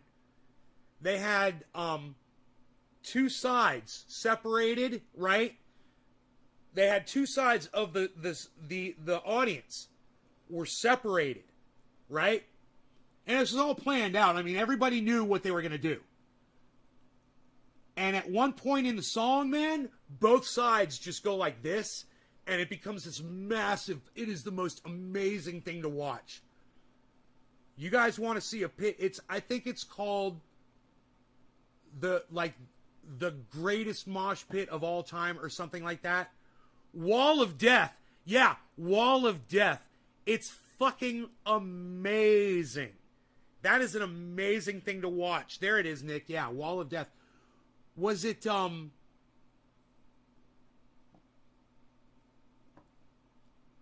who's the band? Was that Du Hast? What was that fucking band? Was it the German band?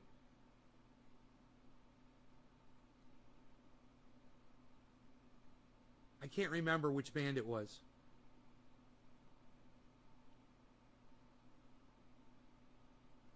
Oh, this happens at This isn't just a one-time thing, huh? It's like Moses separated that motherfucker, like parted the goddamn Dead Sea. And then all of a sudden, just the waves come crashing into each other. Oh my God. What a spectacle. What a thing to see, man. Dude, I'm talking about it, and I started shaking. I've calmed down now. Luckily, I was afraid I was going to have a heart attack.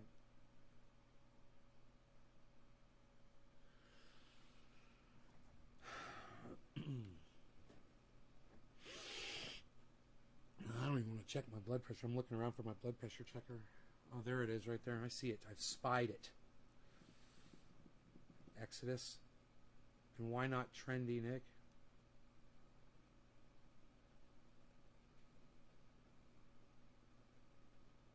You want to go in a mosh pit?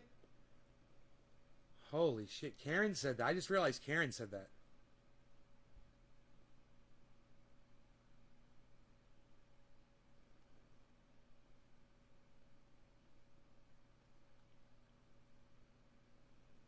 It is a whole other level of dance expression, Karen.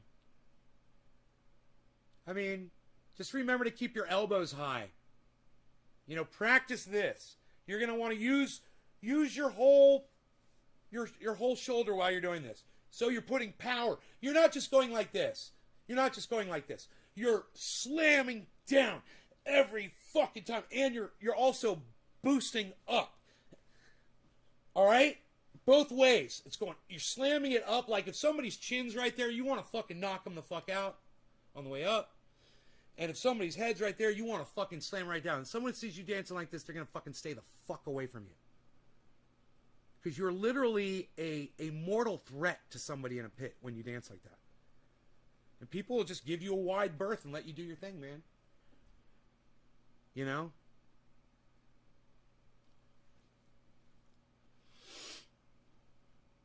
There's only one technique in the pit that works better. Dancing ballerina style, butt naked, in the middle of the pit. Nobody's going to touch you. You can do ballet with your cock and balls hanging out. They're not going to come near you. They'll just leave you be. If your ass cheeks are hanging out, there will be a whole bubble around you. Like a magic force field. Pretty rad pics of me in pits. I'll try to find them, post them on Discord. Really? You got photographs of you in the pit? I got pictures of me I got video of me moshing on stage with Rob. But on stage. Meanwhile, there's a whole fucking pit in front of us on the floor.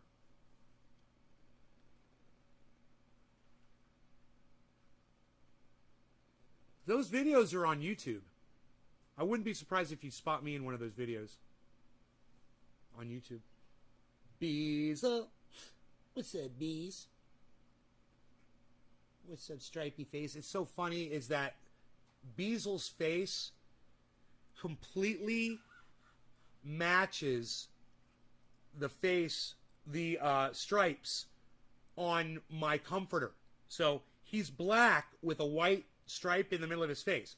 My comforter has got black with white on it, stripes, just like that. So when he's sleeping on there sometimes, it looks like he's the comforter. Or the comforter looks like him sometimes.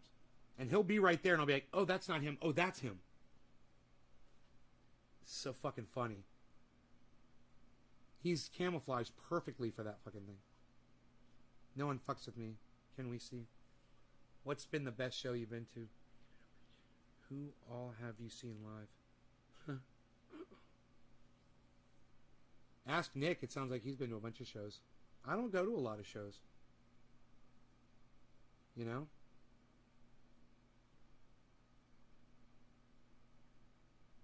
I think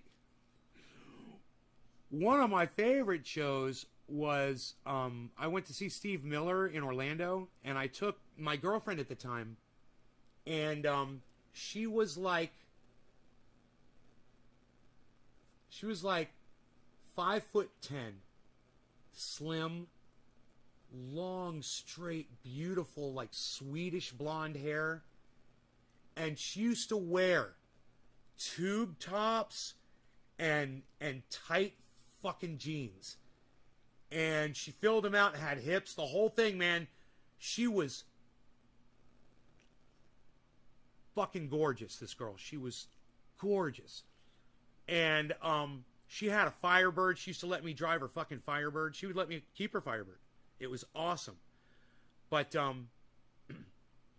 I took her to Steve Miller concert, and she was wearing a bright pink tube top, man, with her belly exposed, fucking jeans, pink tennis shoes, and her long, you know, beautiful blonde hair down to her butt. And there were guys that were getting yelled at from their girlfriends all around us. They were staring at her and shit. And I felt like the king, dude. I was like, I had this girl with me. I'll never forget that concert. Having her with me. She was sitting on my lap. Oh my God. People were so jealous. My younger days.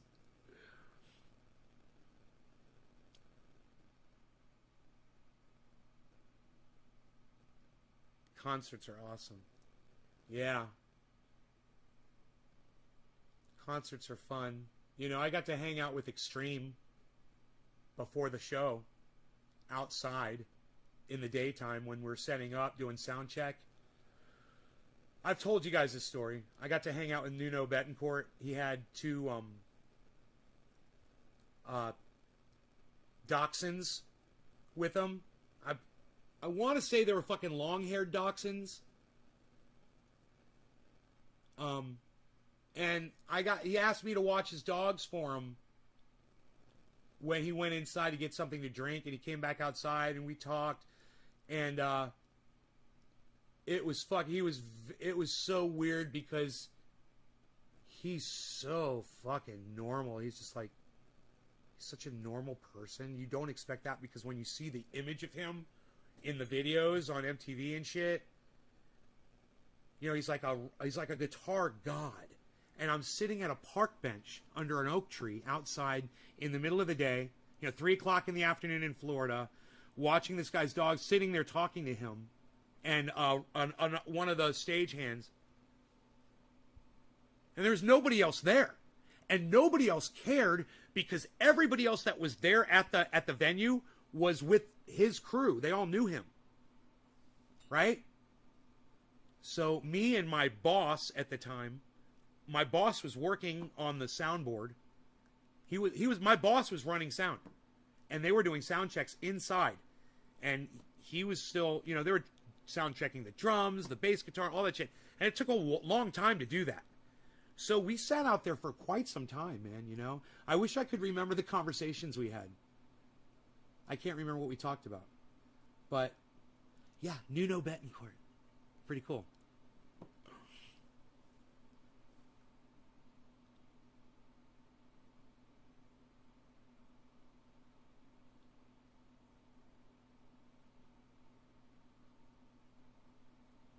I'm trying to remember. I ran Spotlight on them. I ran Spotlight on him. He told me what he wanted. He wanted a specific kind of spotlight. I remember I remember now we were talking about the kind of spotlight he wanted. Blue spot. He wanted a blue spotlight. Nuno Betancourt wanted a blue spotlight. I said, I could do that for you, bro. He's like, when I go into solo, he's like, I don't care what you do the whole night. He's like, but when I go into solo, will you hit me with a blue spot? I was like, yes, sir. That I remember. Oh, that's funny.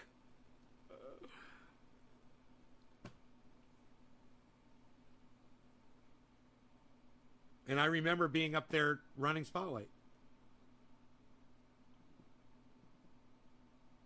You're awesome to talk, Nay. Thanks. I had some cool jobs when I was a kid, man. I had some cool jobs.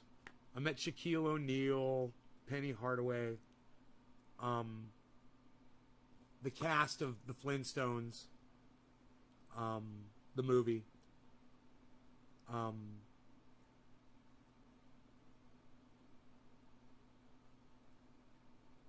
Oh, dude, this guy, I don't even know his name. He's been in so many fucking movies. Every time I see him, I'm like, it's that guy. He was in the movie not Creep Show. It may have been called Creep Show or Fright Night. He was in the movie Fright Night, and he was the vampire from Fright Night. Okay, hold on. I'm going to finally find out who this motherfucker was. Because I don't know the actor's name. I walked him around the whole goddamn park. I was his escort.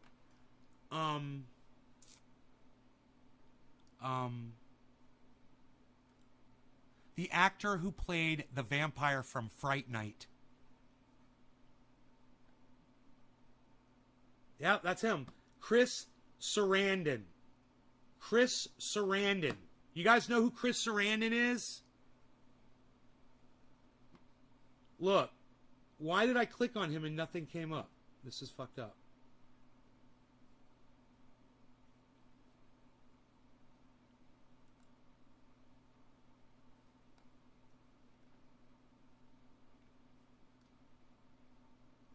Here's a bunch of pictures of him. Oh, there he is. Here, check this out. You guys know who Chris Sarandon is? This guy. You recognize that guy? Right? It's like you wouldn't know his name, but you're like, man, I've seen that dude in some fucking movies before. Wow, Google did a great job because almost every actor from Fright Night played a vampire. He was the main, right, but he was the main vampire. He was the head vampire. He was the bad guy. Well, wasn't he in The Princess Bride? Billy would know that. I don't know if he was in The Princess Bride. I don't think that's the guy. I don't think that's the main actor that is not the main actor from Princess Bride. If that's who you're thinking it is. He may have been in fucking Princess Bride. Holy shit. Why don't I know that? Because he's in so many fucking movies. It's hard to tell. What's going on there? Okay, here we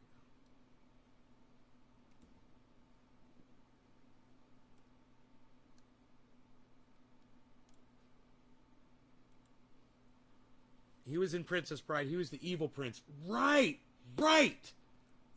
He was the evil prince in Princess Bride. Right. Yeah, I wonder how many movies he's been in, man. Jack Skellington, Mark Ruffalo, The Resurrected, Jesus, The Sentinel, Wedding, Cameo, Leon Shermer, The Princess Bride, IMDb, Family, Cuba, Guiding Light, Brad Dourif, Child Play, Star Trek, Husband, Autograph, Safe, Law and Order, Susan Sarandon related. Wow. All kinds of shit, huh? He's been in all kinds of movies. Well, anyway, I just escorted him around the park when he got there. And he wasn't there for very long. But my job was just to make sure that he was happy and that nobody fucked with him. And I just walked with him. And he was very nice, too. He's a very nice guy. You know, and just really cool. He was like really thankful that he had me standing there with him too. He made me know that. He was like asking me questions and stuff, you know, and making me feel included. You know, that's cool. So that was cool. I'm trying to think. There were a few other people that, you know, that were nice like that probably stood out. You know, this is really funny. These would be guys that you wouldn't know, but some of the people that I remember the most were these three Germans, a woman and these two men, and only one of them spoke English. They were the designers of the haunted houses, the big ones. We had smaller ones too, but they did these three big ones, and they did all the gags inside, and they trained all of us how to operate them and shit. And they were they were so handy and crafty with what they did, you know, and they were directing our special events department, which is who I worked for, carpenters, right? We had two main carpenters and a contractor, right? So the contractor He could do anything. And then the two carpenters could build anything there out of wood. Well, the contractor, he was able to weld and do things that required licensing and things like that. Safety, licensed safety. He was certified to create things where people's safety was involved. And the other two carpenters, they could do any of the stick work and the filling and all that shit and the facades. So these people is amazing.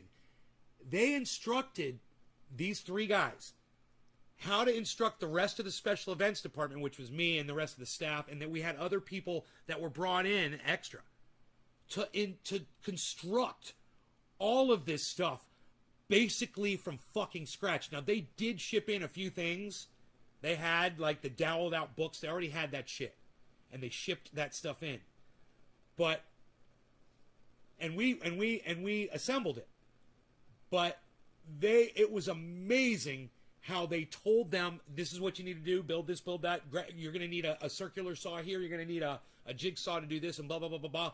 And you know, it was like watching a well-oiled machine, man. And with these three Germans leading everybody, it was so organized. And the fucking goddamn dude, the haunted houses were built way ahead of schedule, and we were going through them, man. I remember we were going through them way ahead of schedule and just walking through them and having fun, and we were playing inside. We were fucking with each other. We'd scare each other inside there.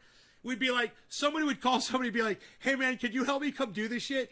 And then somebody would drop down from one of the rafters and fuck with you. You know, not the rafter, but from the top of the stick work. Would drop down and fuck with you. Dude, we would set up booby traps. We had so much time because it was so efficient and it was so well built. Dude, there was this one thing they built. It was so fucked up, man. It was a glass coffin. It had like a 2-inch thick piece of plexiglass, and it looked like it wasn't even there, right? And you could walk on it, and that's what you did. And there was an actor that was inside that motherfucker the whole time, man, through those things, and you would walk, and they'd start scratching on the fucking glass and shit underneath your feet. Dude, it was crazy. There were such cool gags in that, in all of the haunted houses. The one I worked in, my gag was the drawer gag. I've told you guys about that. It's really cool, man. I was behind a two-way mirror. It's a long story. I don't want to tell the whole story. But for those of you who forgot, I was behind a two-way mirror. There was a chest of drawers, and I had control over these 3 drawers, and I had leather gloves on, big fucking badass leather gloves, like for welder gloves. And I would slam the drawers. You know, people would come through, and I could see as people walk in, I would open the drawer, I'd move the drawer, and then eventually I start putting my hand in the drawer, and I would move my hand, and someone would come over and be like, dude, that's a person. And they would grab my hand, and I would grab them and pull their fucking hand by the wrist into the drawer and start closing the drawer on their forearm, and they'd start screaming like little bitches, and all the people that were with them would be laughing at them and would run out of the room and shit. It's fucking hilarious. Yeah, so that was my thing. I was the drawer guy. It was great. It was unbelievably fun. I did that for weeks, you know? 2 years in a row. So, yeah, Halloween Horror Nights at Universal Studios. It's nothing like the commercials. Dude, it's way bloodier and scarier and creepier than they put on the commercials. It's funny. They show people like Dracula in this big costume or Frankenstein walking down the street, and people like, you know, oh, and fireworks and parades. Dude, it's all about the haunted houses. That's it. Everyone goes to Universal Studios on Halloween Horror Nights for the haunted houses, period. Those lines are so fucking long, man. That's part of the fun, are the lines of people. Seriously. It's part of the fun when you're working there. The lines are so goddamn long. People are just dying to get into those haunted houses. And they never show really anything from inside the haunted houses on TV in the commercials, ever.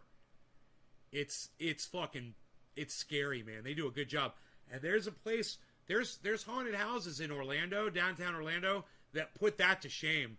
I mean, there's like set up haunted houses. They open up, they're seasonal, but they're ready to go, and their actors are beyond crazy, and they will scare the fucking living. We've got in Orlando, there is a haunted forest, and you walk through the goddamn woods for this one, man. It was fucking scary as fuck. They had some real good ones, man. My friend actually moved in to one of those haunted houses. It was this giant, big old house, and they used it. You know, they would march people through there, and he bought the fucker, man. He rented it and lived in there. Fucking crazy times. I'm sure that house has been demolished. Or some that will pay money if you make it all the way through. Huh. You get a prize. It's crazy. I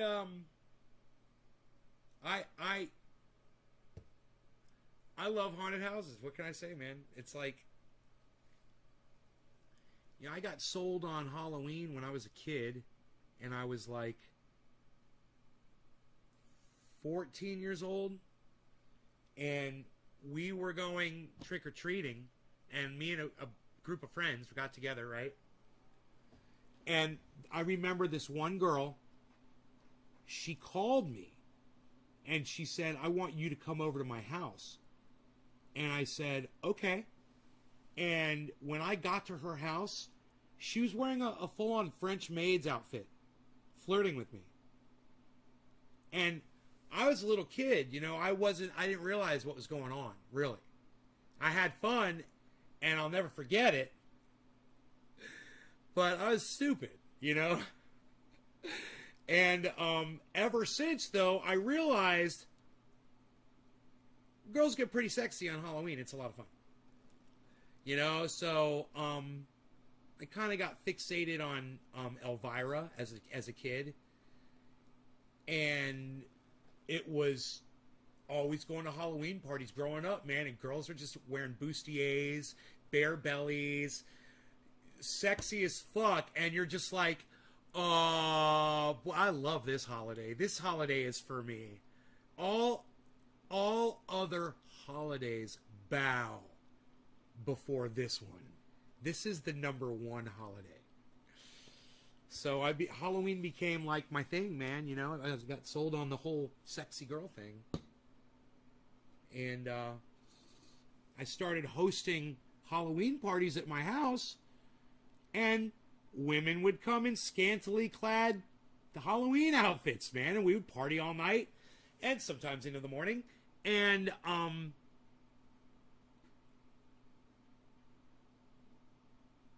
was a lot of fun.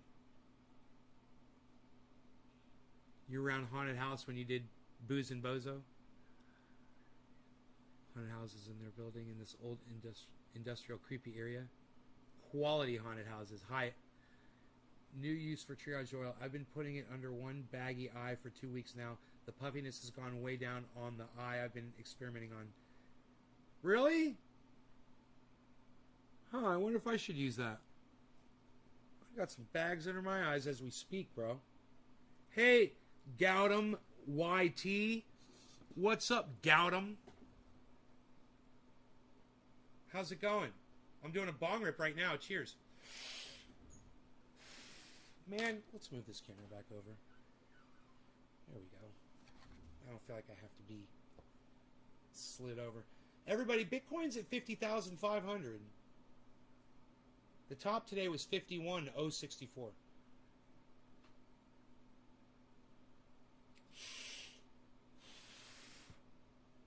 Oh, I thought it was Billy that said that. It was Karen.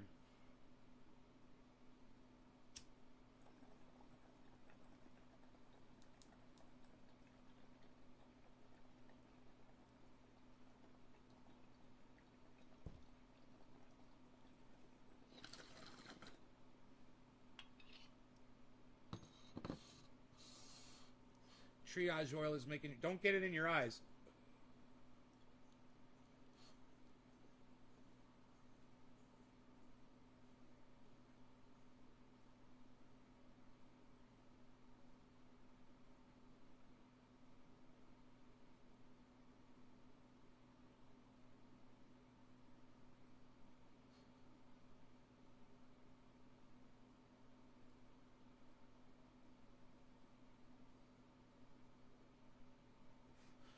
Wow, there's a nice breeze blowing through the door. That's nice. It's 73 degrees outside.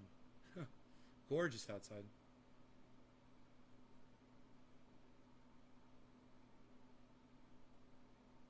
What don't I use triage oil for? That's the question. Huh.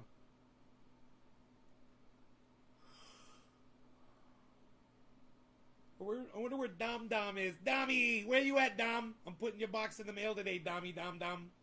I put a little something extra in there for you too, Dommy Dom Dom. I gave you a little something extra, Dommy Dom Dom. Dom Dom. Dom Dom.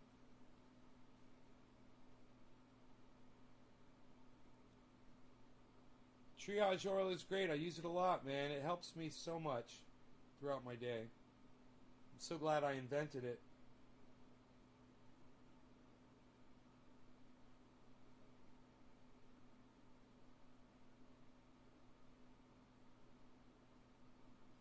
You know, that's something somebody could interview me on their podcast. Interview me on how I invented triage oil. I could tell you the whole story. That would be interesting. I should write that down, huh?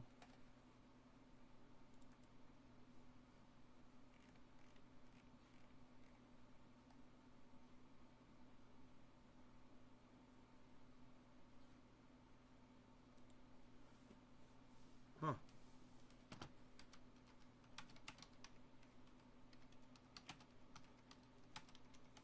There we go.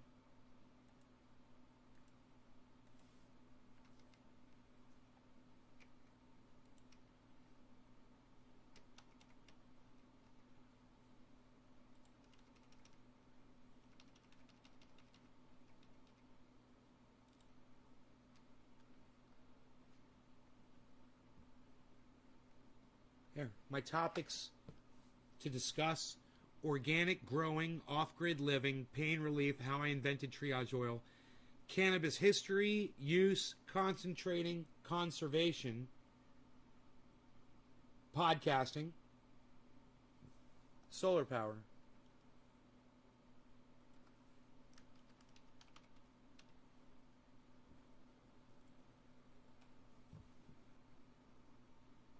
Curious how the extra peppermint oil is. I'm not expecting any difference at all. You know, I'm just hoping it preserves it, keeps it from going rancid. You know, that's really the only reason I put extra peppermint oil in there. It's a little irritating on the eyes. That's why I don't want to go too crazy with the peppermint oil. I wonder if I have any of the new stuff. Yeah, I do. I don't want to open that one. That one's unopened. I think this is some of the new stuff right here. Yeah, it's pretty strong peppermint smelling. So,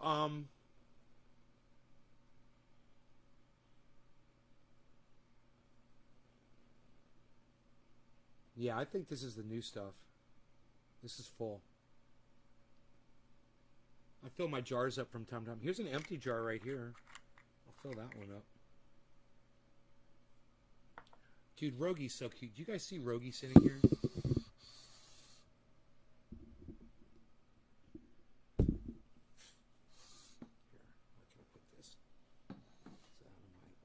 Vision there. Is that better?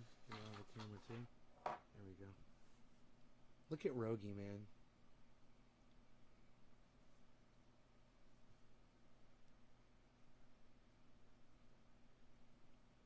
Why you beesling? J-Bun, you're waiting for your oil to arrive. 482, guys. That's where Bitcoin is. 490. 490 is the high.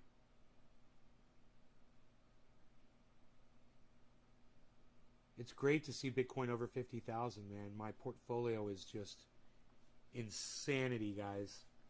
Fucking insanity.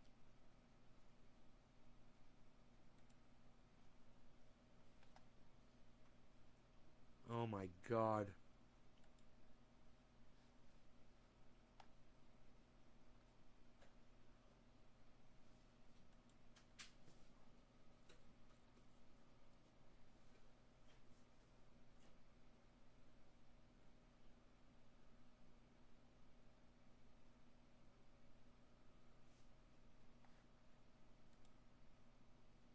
Whoa. It's just gone up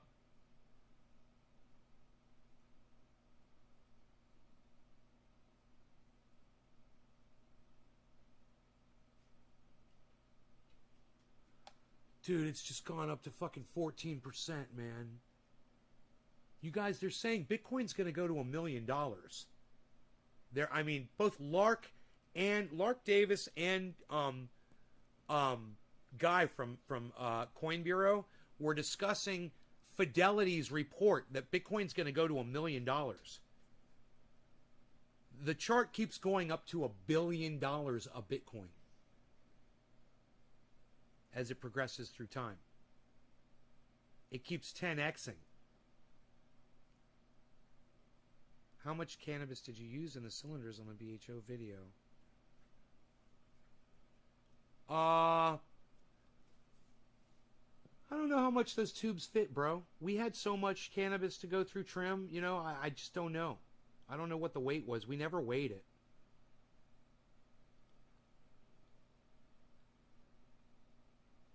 Those tubes are huge. Those tubes will probably hold 2 pounds each.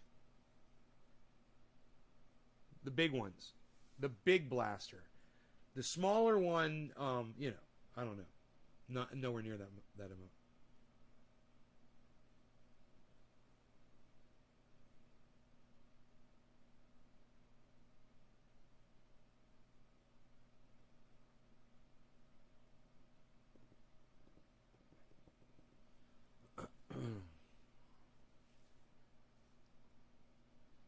You'll tweet that? Okay. Tweet it at Nays Garden.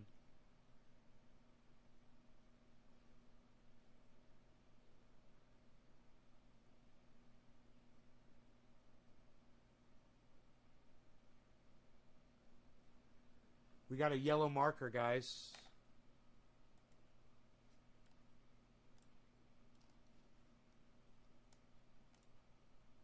See that yellow marker? See that green spike of volume below? Giant green spike. You guys, I got bit by a fucking hornet on my shoulder yesterday. And I was in the grow and I made a video. I want you guys to see what this hornet sting looks like now. Okay? I'm going to show you what I got it on video. So watch this shit. I put triage oil on it. One time. I put triage oil on this hornet sting one time.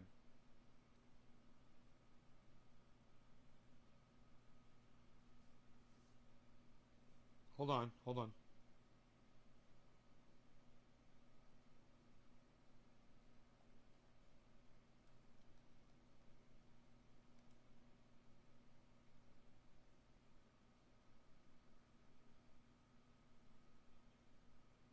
Okay. Now, that was literally yesterday, guys. That was a welt and a hole right there. You look at the freckles. You see the freckles? Okay. You see it's like a constellation. I see like 5 freckles, right? Okay. Use those freckles for reference in what I'm about to show you. So memorize where those freckles are at. And I'm going to show you what that freaking hornet sting looked like yesterday. Okay? You can see that red mark. That's exactly where it was, guys. Wait till you see. Wait until you see what that freaking hornet sting looked like.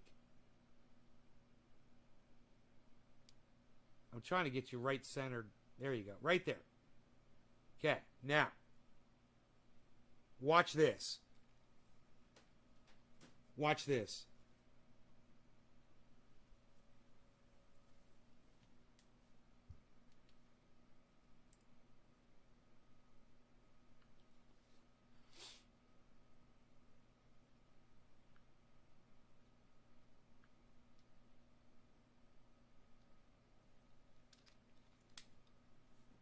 What's up, everybody?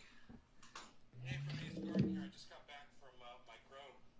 I was down there without a shirt on, and I was picking some pole beans, man. I was eating them. I was having so much fun, and then I got stung by a hornet. just hanging out down there. You know, it was almost nighttime. They're usually asleep. But there might be a nest somewhere inside where those pole beans are at.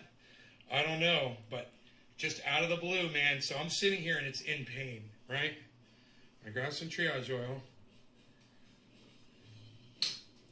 And I just want to make sure that it still hurts, right? Before I put the oil on. I'm just going to sit here and wait.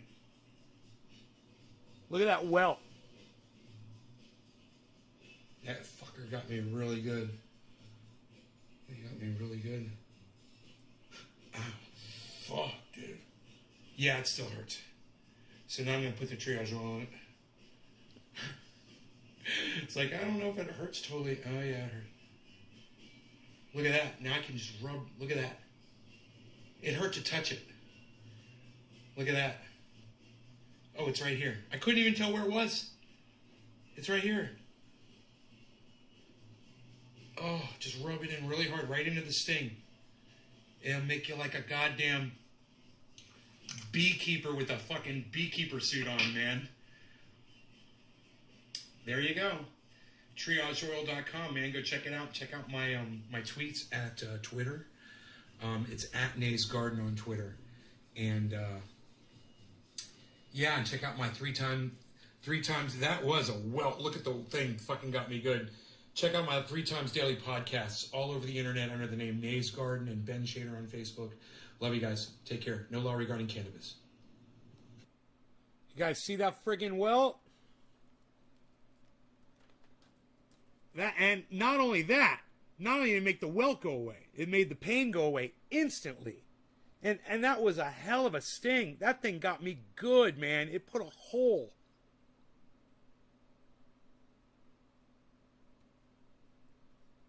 It put a fucking hole. Look at that. Look at the hole right there. Right where it stung me, dude, there's a fucking hole from the goddamn... Look. Look at that. That's the hole right there. That fucker put a hole right into my goddamn skin, man.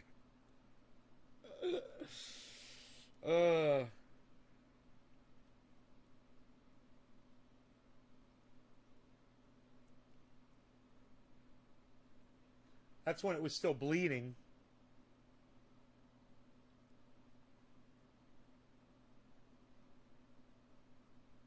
That's a big ass hole. Asshole. And that hole is gone now. It was there yesterday, and it's gone today. 1 application of triage oil.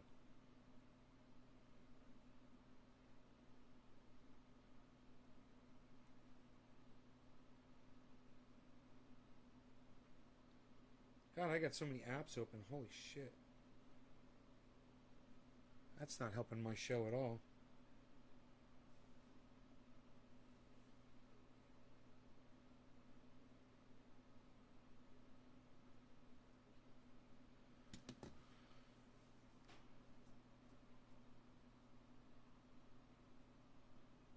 It puts the lotion on its skin.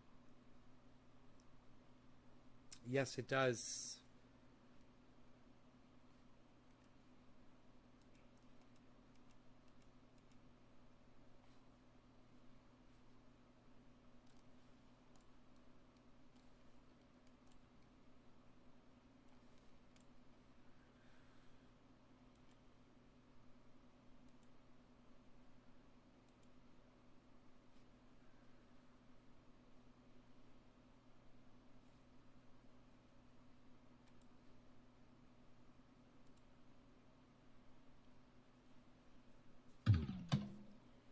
I love those fucking things, dude. I love those goddamn Bluetooth speakers. You kids don't know how good you got it. Fuck. When I was a kid, I wish we had shit like that, man. Fucking Bluetooth speaker. Throw it on your goddamn quad with your cell phone.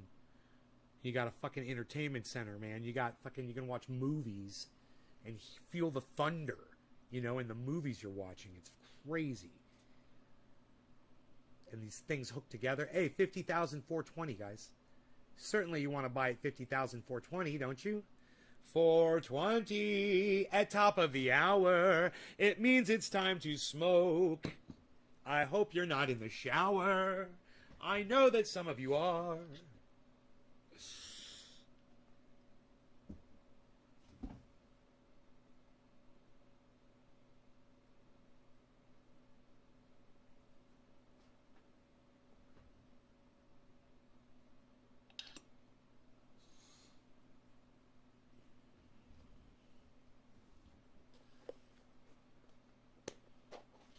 You guys still with me?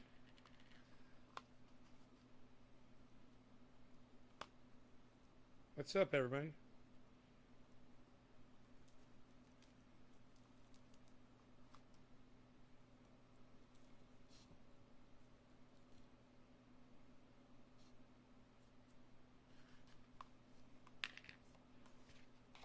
Dude, that girl was soliciting people. I mean, it was beyond that. She literally had private fucking sending photographs of herself to men and shit like that. And I sit and I think about that, and I'm like, why am I so good at this, man? How are my plants doing? Oh, they're fucking doing amazing. You know? They are doing amazing.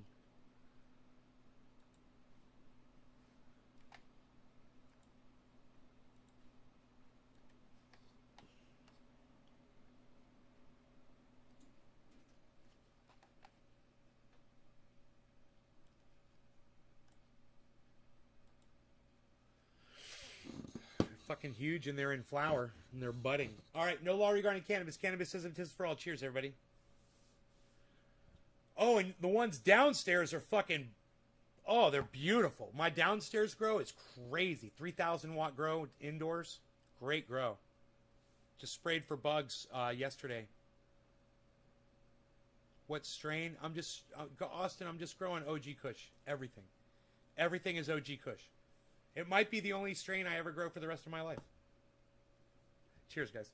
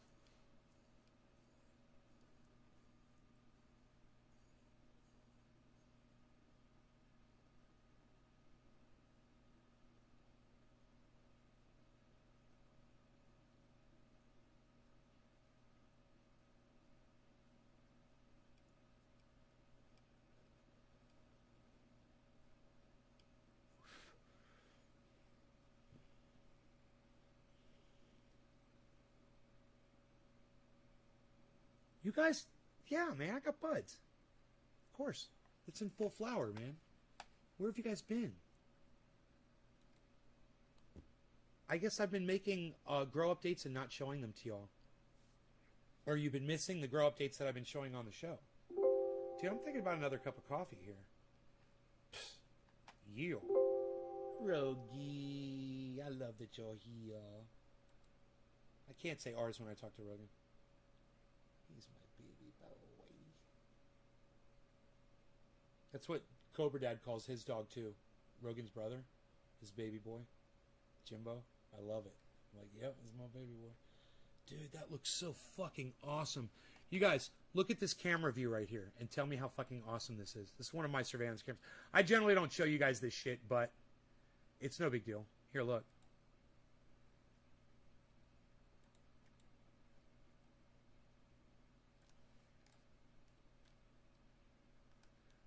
Here, let me get rid of this. How fucking cool is that? How cool is that view? Hey, everybody. Hey, everybody. What's up, everybody? I thought I'd just show you that, man. Show you the other view, man. Show you one of the other views. You know what I'm saying? I've got several views, man. I'll show you this view too, man. Here, look at this view. Here's another view, man. We'll see if the view loads up here. I don't know, it's not loading up. Sometimes they don't load up. I gotta check some stuff. I gotta check some stuff. There we go.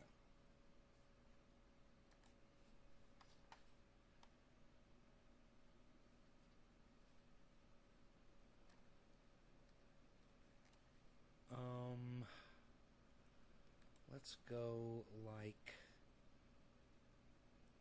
that.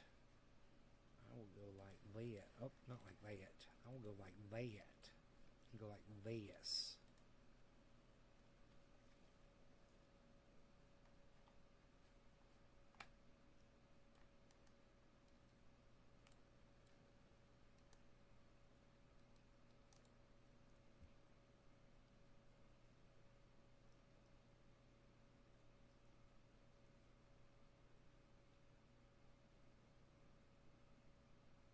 No, Josh G, there's nothing. You just go to switch to 12 and 12. I go from 24 hours of light. When I want to go into flower, I switch to 12 and 12.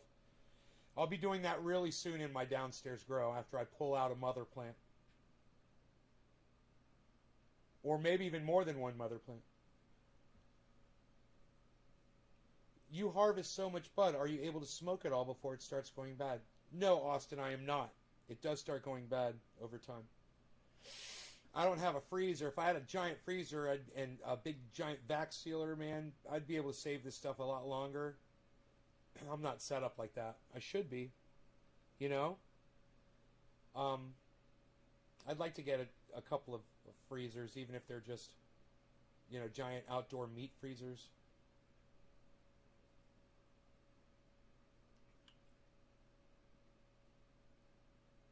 All this stuff needs to be frozen. It should all be in zip. It should all be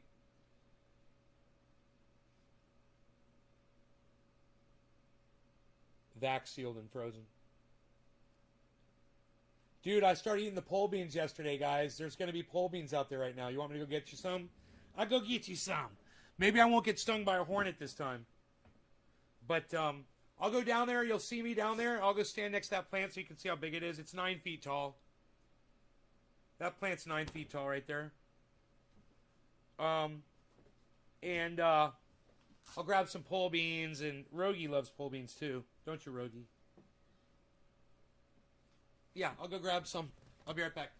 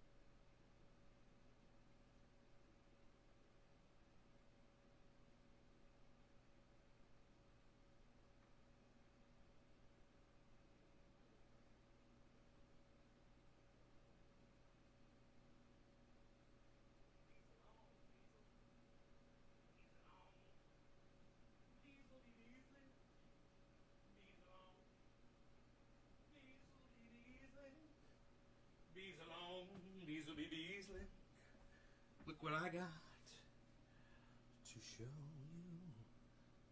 from the garden.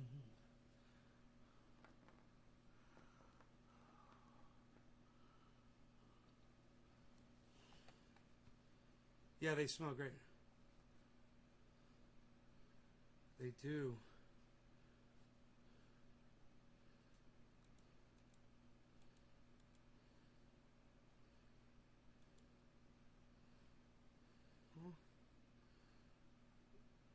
Oh.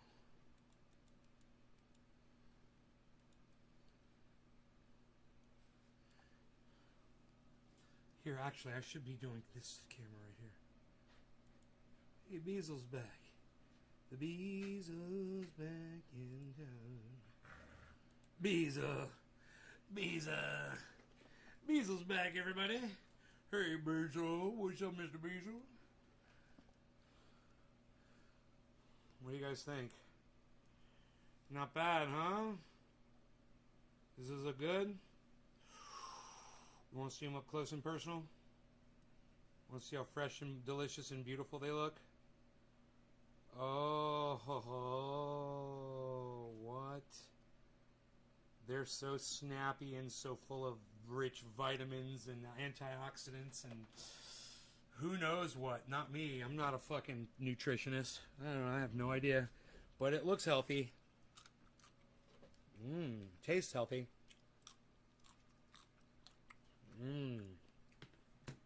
Sweet.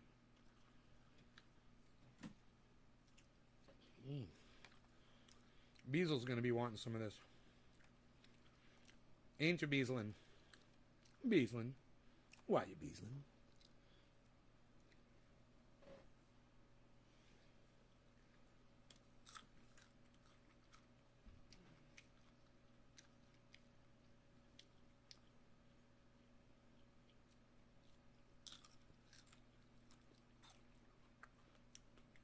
I don't have sugar snap peas, no. Not just growing these pole beans.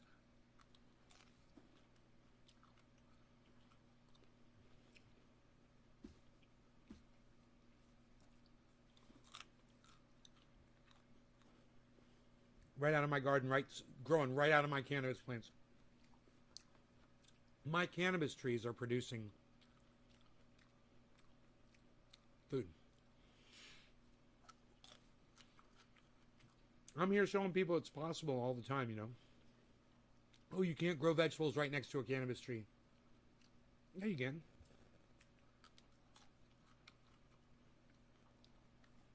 These are not suffering at all, trust me. These are not suffering at all. My buds are fucking awesome and they last for over a year. The way I'm doing it now. You could put a little something on this, but you don't need to. They're delicious. They've got a great flavor. You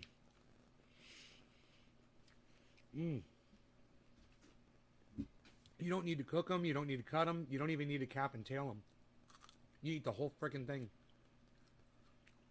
The trick is you get them before the seeds start becoming white. Once the seeds become white, then you just, you know, you can still eat them.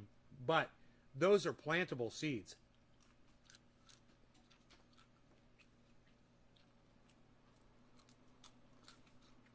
Pole beans will grow out of control.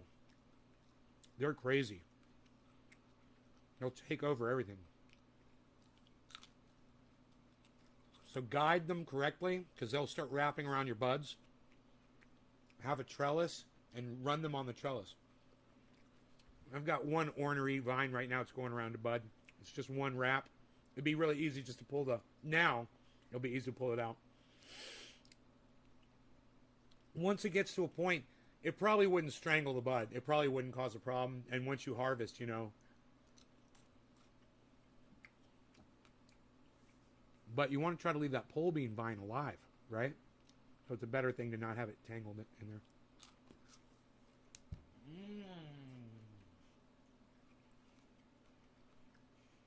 You know, Rogan is just like, no, not my favorite.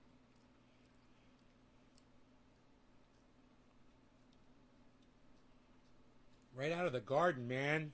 That's what it's all about. So I'm eating by... well, I was eating before September. Actually, I was eating some lettuce a couple of weeks ago. Out of there. Here, he got the last piece for me. All right, you guys have been a fantastic 2-hour and 30-minute audience. I hope you guys enjoyed the outdoor action, the view from the garden. That's always fun, you know, to look at. And you guys saw me out there standing next to the trees, so you see how big they are, right? You get an idea how large they are.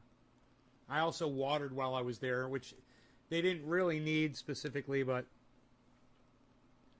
good. I hope you guys had fun. All right, well, I will see you guys at 4 o'clock this afternoon, my time. That's in 4.5 hours.